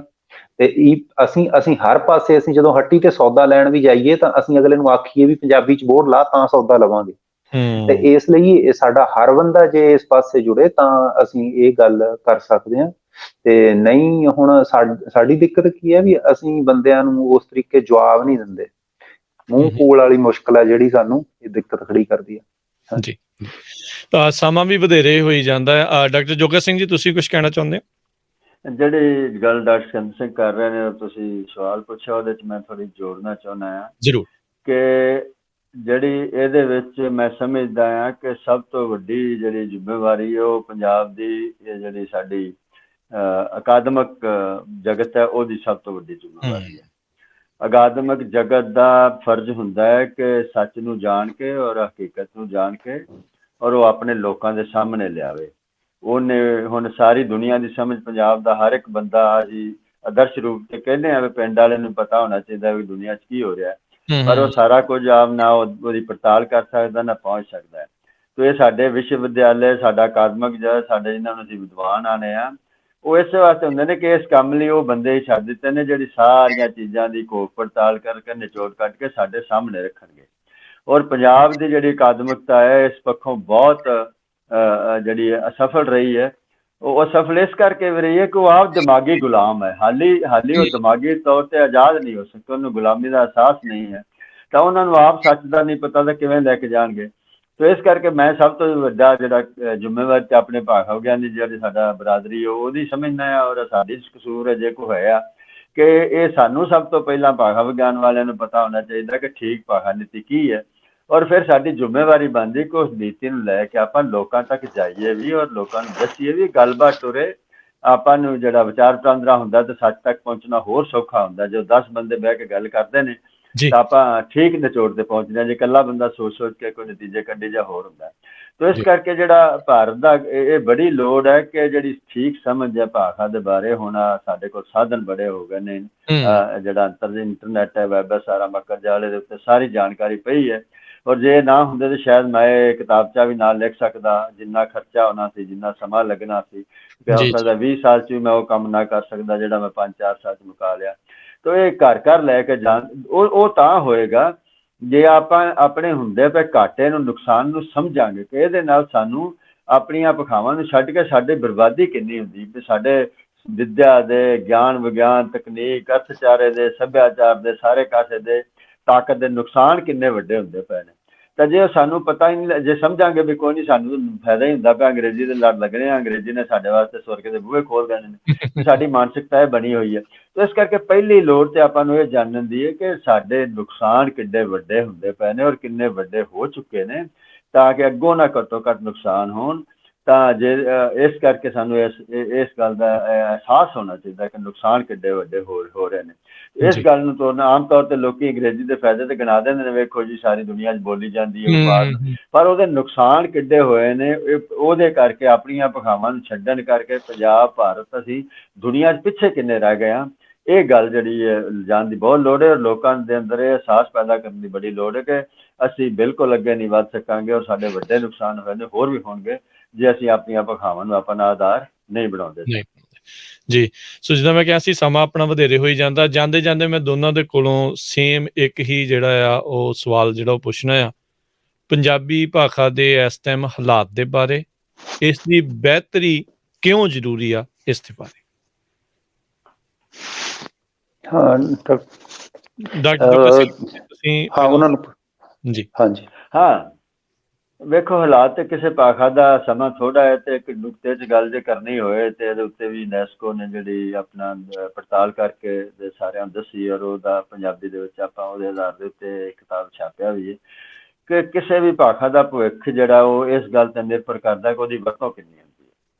ਜੀ ਜਿਸ ਭਾਸ਼ਾ ਦੀ ਵਰਤੋਂ ਘਟਦੀ ਜਾਂਦੀ ਹੈ, ਔਰ ਖਾਸ ਤੌਰ ਤੇ ਅੱਜ ਦੇ ਜ਼ਮਾਨੇ ਦੇ ਵਿੱਚ ਜਦੋਂ ਹਰ ਇੱਕ ਬੱਚਾ ਜਿਹੜਾ ਉਹ ਪਾਠਸ਼ਾਲਾ ਜਾਂਦਾ ਹੈ, ਉੱਥੋਂ ਘਟਦੀ ਜਾਂਦੀ ਹੈ, ਉਹ ਭਾਸ਼ਾ ਬਚ ਨਹੀਂ ਸਕਦੀ। ਉਹਨੂੰ ਕੋਈ ਬਚਾਉਣ ਨਾ, ਦੁਨੀਆ 'ਚ ਕੋਈ ਭਾਸ਼ਾ ਬਚੀ ਹੈ ਜਿਹੜੀ ਵਰਤੋਂ ਤੋਂ ਬਾਹਰ ਹੋ ਗਈ। ਔਰ ਸਾਡੀ ਹੁਣ ਪੰਜਾਬ ਦੀ ਹਾਲਤ ਇਹ ਵੇ ਕਿ ਸਾਡੇ 50% ਤੋਂ ਵੱਧ ਬੱਚੇ ਜਿਹੜੇ ਨੇ ਪੰਜਾਬ ਦੇ ਇਸ ਵਕਤ ਅੰਗਰੇਜ਼ੀ ਭਾਸ਼ਾ 'ਚ ਪੜ੍ਹਦੇ, ਮਾਧਿਅਮ 'ਚ ਪੜ੍ਹਦੇ ਪਏ ਨੇ। ਤਾਂ ਜਦੋਂ ਇਹਨਾਂ ਦਾ ਆਪਣਾ ਸਵਾਰਥ ਬਣ ਜਾਣਾ ਹੈ ਕਿ ਕੰਮਕਾਰ ਸਾਰਾ ਪੰਜਾਬ ਦਾ ਅੰਗਰੇਜ਼ੀ 'ਚ ਹੋਵੇ, ਕਿਉਂਕਿ ਇਹਨਾਂ ਨੂੰ ਪੰਜਾਬੀ ਆਉਣੀ ਨਹੀਂ, ਕੰਮ ਹੀ ਨਹੀਂ ਕਰ ਸਕਣਾ।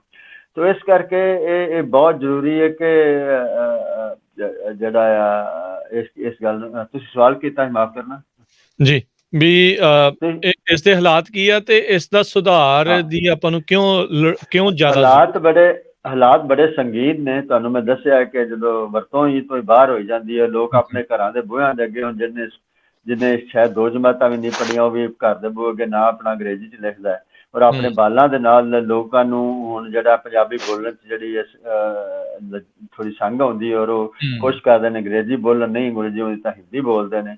ਤਾਂ ਇਸ ਤੋਂ ਸੰਗੀਨ ਅਵਸਥਾ ਤੇ ਹੋ ਨਹੀਂ ਸਕਦੀ ਜਦੋਂ ਪਰਿਵਾਰਕ ਜਿਹੜਾ ਘਰੇਲੂ ਪਰਿਵਾਰ ਦੇ ਦਾਇਰੇ ਤੋਂ ਵੀ ਕੋਈ ਭਾਸ਼ਾ ਜਿਹੜੀ ਹੈ ਬਾਹਰ ਹੋਣ ਲੱਗ ਜਾਂਦੀ, ਤੇ ਉਹਦੀ ਮੌਤ ਬੜੀ ਛੇਤੀ ਨੇੜੇ ਹੁੰਦੀ ਹੈ। ਤਾਂ ਪਰ ਜੇ ਸਾਨੂੰ ਇਸ ਮੌਤ ਦੇ, ਪੰਜਾਬੀ ਦੀ ਮੌਤ ਦੇ ਨੁਕਸਾਨ ਨਾ ਹੁੰਦੇ ਤਾਂ ਸਾਨੂੰ ਕੋਈ ਇੰਨੀ ਫਿਕਰ ਵੀ ਨਹੀਂ ਹੋਣੀ ਚਾਹੀਦੀ। ਇਹ ਨਾਨਕ ਥਿਰ ਨਹੀਂ ਕੋਏ, ਜਿਵੇਂ ਬਾਬੇ ਕਿਹਾ, ਦੁਨੀਆ ਤੇ ਕਈ ਚੀਜ਼ਾਂ ਆਈਆਂ ਤੇ ਗਈਆਂ, ਪਰ ਇਹ ਪੰਜਾਬੀ ਦੇ ਜਾਣ ਨਾਲ ਅਸੀਂ ਵੀ ਨਾਲ ਹੀ ਚਲੇ ਜਾਵਾਂਗੇ। ਪੰਜਾਬ ਵੀ ਚਲਾ ਜਾਏਗਾ, ਔਰ ਪਹਿਲਾਂ ਹੀ ਅਸੀਂ ਜਿਹੜਾ ਆ ਪੰਜਾਬ ਬਹੁਤ ਪਿੱਛੇ ਰਹਿ ਗਿਆ। ਦੁਨੀਆ ਦੀ ਸਭ ਤੋਂ ਖੁਸ਼ਹਾਲ ਥਾਂ ਹੁੰਦੀ ਸੀ ਕਿਸੇ ਜ਼ਮਾਨੇ ਦੇ ਵਿੱਚ, ਪਰ ਹੁਣ ਬਹੁਤ ਪਿੱਛੇ ਰਹਿ ਗਿਆ। ਇਸ ਕਰਕੇ ਸਾਨੂੰ ਲੋੜ ਇਸ ਕਰਕੇ ਵੇ ਕਿ ਹੁਣ ਆਪਾਂ ਉਹਦੇ ਕੁਝ ਗੱਲਾਂ ਕੀਤੀਆਂ ਨੇ, ਬਹੁਤੇ ਵਿਸਤਾਰ 'ਚ ਨਹੀਂ ਜਾ ਸਕਦੇ ਜਿਹੜੀਆਂ ਕਿਤਾਬ 'ਚ ਕੀਤੀਆਂ ਨੇ, ਤੇ ਉਹਦੇ ਬਗੈਰ ਸਾਡਾ ਕੋਈ ਸੁੱਖ ਚਾਰਾ ਹੀ ਨਹੀਂ। ਅਸੀਂ ਕਿਸੇ ਖੇਤਰ 'ਚ ਵੀ ਅੱਗੇ ਹੀ ਨਹੀਂ ਵੱਧ ਸਕਦੇ, ਇੱਥੋਂ ਤੱਕ ਕਿ ਅਸੀਂ ਅੰਗਰੇਜ਼ੀ ਵੀ ਚੰਗੀ ਤਰ੍ਹਾਂ ਨਹੀਂ ਸਿੱਖ ਸਕਦੇ। ਇਹ ਵੀ ਬ੍ਰਿਟਿਸ਼ ਕਾਉਂਸਲ ਦੀ ਉਸੇ ਕਿਤਾਬ ਦੇ ਵਿੱਚ ਅਸੀਂ ਉਹ ਇਹ ਕਿਤਾਬ ਆਪਣੀ ਜੋ ਟੂਕ ਦਿੱਤੀ ਵੀ ਹੈ ਕਿ ਜੇ ਬੱਚਾ ਮਾਂ ਬੋਲੀ 'ਚ ਪੜ੍ਹਦਾ ਹੈ ਤਾਂ ਉਹ ਦੂਜੀ ਭਾਸ਼ਾ ਜਾਂ ਅੰਗਰੇਜ਼ੀ ਵੀ ਬਿਹਤਰ ਸਿੱਖਦਾ ਉਸ ਬੱਚੇ ਨਾਲੋਂ ਜਿਹੜਾ ਅੰਗਰੇਜ਼ੀ ਮਾਧਿਅਮ 'ਚ ਪੜ੍ਹਦਾ ਹੈ। ਜੇ ਬਾਕੀ ਗੱਲਾਂ ਪੜ੍ਹਾਈ ਸ਼ਿਖਾਈ ਸਾਰਾ ਕੁਝ ਸਮਾਜਿਕ ਪਿਛੋਕੜ ਬੱਚੇ ਦਾ ਪਰਿਵਾਰ ਪਿਛੋਕੜ ਇੱਕੋ ਜਿਹਾ ਹੋਵੇ ਤਾਂ ਇਸ ਕਰਕੇ ਜੋ ਅੰਗਰੇਜ਼ੀ ਵੀ ਅਸਾਂ ਮਾਂ ਬੋਲੀ ਪੜ੍ਹੇ ਬਗੈਰ ਨਹੀਂ ਸਿੱਖ ਸਕਦੇ, ਸਾਡਾ ਵਿਚਾਰਾ ਬਾਕੀ ਤੇ ਕੰਮ ਹੋ ਹੀ ਨਹੀਂ ਸਕਦਾ। ਜੀ ਜੀ ਬਿਲਕੁਲ।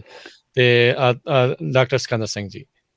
ਹਾਂਜੀ, ਦੇਖੋ ਪਹਿਲਾ ਹੀ ਨੁਕਤਾ ਤਾਂ ਇਹ ਆ ਕਿ ਜਿਹੜੀ ਬੋਲੀ ਹੁੰਦੀ ਆ, ਕੋਈ ਵੀ ਬੋਲੀ ਮਨੁੱਖ ਨੂੰ ਤ੍ਰੈ ਕਾਲ ਨਾਲ ਜੋੜਦੀ ਆ। ਅਸੀਂ ਅੱਜ ਜਿਹੜੀਆਂ ਗੱਲਾਂ ਕਰਦੇ ਹਾਂ, ਅਸੀਂ ਗੁਰੂ ਨਾਨਕ ਸਾਹਿਬ ਦੀ ਗੁਰਬਾਣੀ ਪੜ੍ਹਦੇ ਹਾਂ, ਇਸ ਕਰਕੇ ਹੀ ਪੜ੍ਹਦੇ ਹਾਂ ਕਿਉਂਕਿ ਸਾਡੇ ਕੋਲੇ ਬੋਲੀ ਹੈ। ਜੇ ਸਾਡੇ ਕੋਲੋਂ ਬੋਲੀ ਗੁਆਚ ਗਈ ਤਾਂ ਸਾਡੇ ਕੋਲੋਂ ਸਾਰਾ ਉਹ ਪਿਛੋਕੜ ਅੱਜ ਗੁਆਚ ਜਾਏਗਾ, ਤੇ ਸਾਡੇ ਭਵਿੱਖ ਲਈ ਸਾਡੇ ਸਾਰੇ ਬੱਚਿਆਂ ਦਾ ਸਾਰਾ ਪਿਛੋਕੜ ਆ ਜਿਹੜਾ ਗੁਆਚ ਜਾਣਾ। ਤਾਂ ਉਹਨਾਂ ਨੇ ਇੱਕ ਯਤੀਮ ਸੱਭਿਆਚਾਰ ਜਿਹੜਾ ਹੁੰਦਾ, ਉਸ ਤੋਂ ਬਾਅਦ ਜੇ ਬੋਲੀ ਮਰ ਗਈ ਤਾਂ ਉਹ ਯਤੀਮ ਸੱਭਿਆਚਾਰ, ਇੱਕ ਯਤੀਮ ਬੱਚੇ ਪੈਦਾ ਹੋਣਗੇ। ਬੇਸ਼ੱਕ ਉਹ ਕੋਈ ਬੋਲੀ ਬੋਲਦੇ ਹੋਣ, ਪਰ ਉਹ ਉਹਨੇ ਡੂੰਘੇ ਨਹੀਂ ਹੋਣੇ, ਉਹਨਾਂ ਦੀ ਹਸਤੀ ਉਸ ਤਰ੍ਹਾਂ ਦੀ ਨਹੀਂ ਹੋਣੀ ਜਿਸ ਤਰ੍ਹਾਂ ਦੀ ਹਸਤੀ ਇੱਕ ਡੂੰਘੇ ਸੱਭਿਆਚਾਰ ਦੀ ਹੁੰਦੀ ਹੈ। ਕਿਉਂਕਿ ਜਿਹੜੇ ਮਨੋਵਿਗਿਆਨੀ ਨੇ ਉਹ ਦੱਸਦੇ ਨੇ ਕਿ ਇੱਕ ਸਮੂਹਿਕ ਅਵਚੇਤਨ ਹੁੰਦਾ ਜਿਹਦੀਆਂ ਪਰਤਾਂ, ਜਿਹਦੀਆਂ ਜੜ੍ਹਾਂ ਮਤਲਬ ਸਦੀਆਂ ਪੁਰਾਣੀਆਂ ਹੁੰਦੀਆਂ ਨੇ, ਤਾਂ ਇਸ ਲਈ ਉਹ ਉਸ ਇੰਨੇ ਡੂੰਘੇ ਅਵਚੇਤਨ ਤੋਂ ਵਾਂਝੇ ਹੋ ਜਾਣ। ਤਾਂ ਇਸੇ ਵਿੱਚ ਇਸ ਗੱਲ ਦਾ ਉੱਤਰ ਪਿਆ ਕਿ ਜੇ ਇਸ ਅਵਚੇਤਨ ਨੂੰ, ਇਸ ਬੋਲੀ ਦੀ ਇੰਨੀ ਅਹਿਮ ਸ਼ੈ ਨੂੰ ਬਚਾਉਣਾ, ਉਹਨੂੰ ਬਚਾਉਣ ਖਾਤਰ ਨੁਕਤਾ ਇਹ ਹੈ ਕਿ ਅਸੀਂ ਆਪਣੇ ਬੱਚਿਆਂ ਨਾਲ ਬੋਲੀ ਕਿਵੇਂ ਉਹਨਾਂ ਤੱਕ ਸੰਚਾਰ ਕਰੀਏ। ਇੱਕ ਰਿਲੇ ਰੇਸ ਹੁੰਦੀ ਹੈ ਨਾ, ਜਿਹੜੀ ਬੋਲੀ ਉਸ ਤਰ੍ਹਾਂ ਦੀ ਹੁੰਦੀ ਹੈ। ਇਹਨੂੰ ਕੋਈ ਬੰਦਾ ਜੰਮ ਨਹੀਂ ਸਕਦਾ, ਕੋਈ ਬੰਦਾ ਮਾਰ ਨਹੀਂ ਸਕਦਾ, ਇਹ ਹੌਲੀ ਹੌਲੀ ਬਣਦੀ ਆ, ਹੌਲੀ ਹੌਲੀ ਮਰਦੀ ਆ। ਜੇ ਅਸੀਂ ਆਪਣੇ ਬੱਚਿਆਂ ਨੂੰ ਪੰਜਾਬੀ ਬੋਲੀ ਸਿਖਾਈ ਜਾਂਦੇ ਹਾਂ, ਕੋਈ ਵੀ ਆਪਣੇ ਬੱਚਿਆਂ ਤੱਕ ਬੋਲੀ ਸਿਖਾਈ ਜਾਂਦਾ, ਤਾਂ ਉਹ ਬੋਲੀ ਨੇ ਜਿਉਂਦੀ ਹੀ ਰਹਿਣਾ। ਰੌਲਾ ਇਹ ਹੈ ਕਿ ਉਹ ਕਿਸ ਕਿਸ ਖੇਤਰਾਂ ਵਿੱਚ ਸਿਖਾਉਂਦਾ। ਸਾਰੇ ਖੇਤਰਾਂ ਵਿੱਚ, ਕਿੱਤੇ ਵਿੱਚ ਵੀ ਚਾਹੀਦੀ ਆ, ਬੋਲਚਾਲ ਵਿੱਚ ਵੀ ਚਾਹੀਦੀ ਆ, ਬਾਜ਼ਾਰ ਵਿੱਚ ਵੀ ਚਾਹੀਦੀ ਆ, ਪਰਿਵਾਰ ਵਿੱਚ ਵੀ ਚਾਹੀਦੀ ਆ। ਅਕਾਦਮਿਕਤਾ ਵਿੱਚ ਵੀ ਚਾਹੀਦੀ ਹੈ। ਜੇ ਹੁਣ ਸਾਡਾ ਸਾਰੀ ਉਮਰ ਅਸੀਂ ਖੋਜ ਜਿਹੜੀ ਮੰਨ ਲਓ ਆਰਥਿਕਤਾ ਦੀ, ਵਿਗਿਆਨ ਦੀ ਖੋਜ ਕਰੀਏ ਅੰਗਰੇਜ਼ੀ 'ਚ ਤੇ ਪੰਜਾਬੀ ਵਿੱਚ ਅਸੀਂ ਉਸ ਨੂੰ ਅਨੁਵਾਦ ਹੀ ਕਰੀ ਜਾਵਾਂਗੇ, ਫੇਰ ਤਾਂ ਸਾਡੇ ਲਈ ਮੁਸ਼ਕਲ ਹੋਣੀ ਆ। ਸਾਡੇ ਲਈ ਵਿਗਿਆਨ ਦੀ ਖੋਜ ਵੀ ਪੰਜਾਬੀ 'ਚ ਹੋਣੀ ਚਾਹੀਦੀ ਹੈ, ਹਰ ਸ਼ੈ ਪੰਜਾਬੀ ਵਿੱਚ ਹੋਣੀ ਚਾਹੀਦੀ ਹੈ। ਤਾਂ ਫਿਰ ਇਹ ਇੱਕ ਸਾਡੇ ਲਈ ਇਹ ਮਹੱਤਵਪੂਰਨ ਨੁਕਤਾ। ਨਵੇਂ ਖੇਤਰ ਨੇ, ਉਹਨਾਂ ਦੇ ਵਿੱਚ ਸਰਕਾਰੀ ਖੇਤਰ ਦੇ ਵਿੱਚ ਸਭ ਤੋਂ ਵੱਧ ਜਿਹੜੀ ਜ਼ਿੰਮੇਵਾਰੀ ਆ ਉਹ ਸਰਕਾਰ ਦੀ ਹੁੰਦੀ ਹੈ। ਤੇ ਹੁਣ ਸਾਡੇ ਸਾਹਮਣੇ ਮੁਸ਼ਕਲ ਇਹ ਹੈ ਕਿ ਪੰਜਾਬ ਦੇ ਵਿੱਚ ਜਿਹੜੀ ਜ਼ਿੰਮੇਵਾਰੀ ਆ ਉਹ ਪੰਜਾਬ ਸਰਕਾਰ ਦੀ ਹੈ। ਪਰ ਪੰਜਾਬ ਸਰਕਾਰ ਨੂੰ ਜੇ ਤੁਸੀਂ ਸੰਵਿਧਾਨਕ ਤੌਰ ਤੇ ਦੇਖੋ, ਸੰਵਿਧਾਨਕ ਤੌਰ ਤੇ ਪੰਜਾਬ ਸਰਕਾਰ ਦੀ ਹਸਤੀ ਹੀ ਕੋਈ ਨਹੀਂ ਹੈ, ਕੋਈ ਨੀਤੀ ਨਹੀਂ ਬਣਾ ਸਕਦੇ।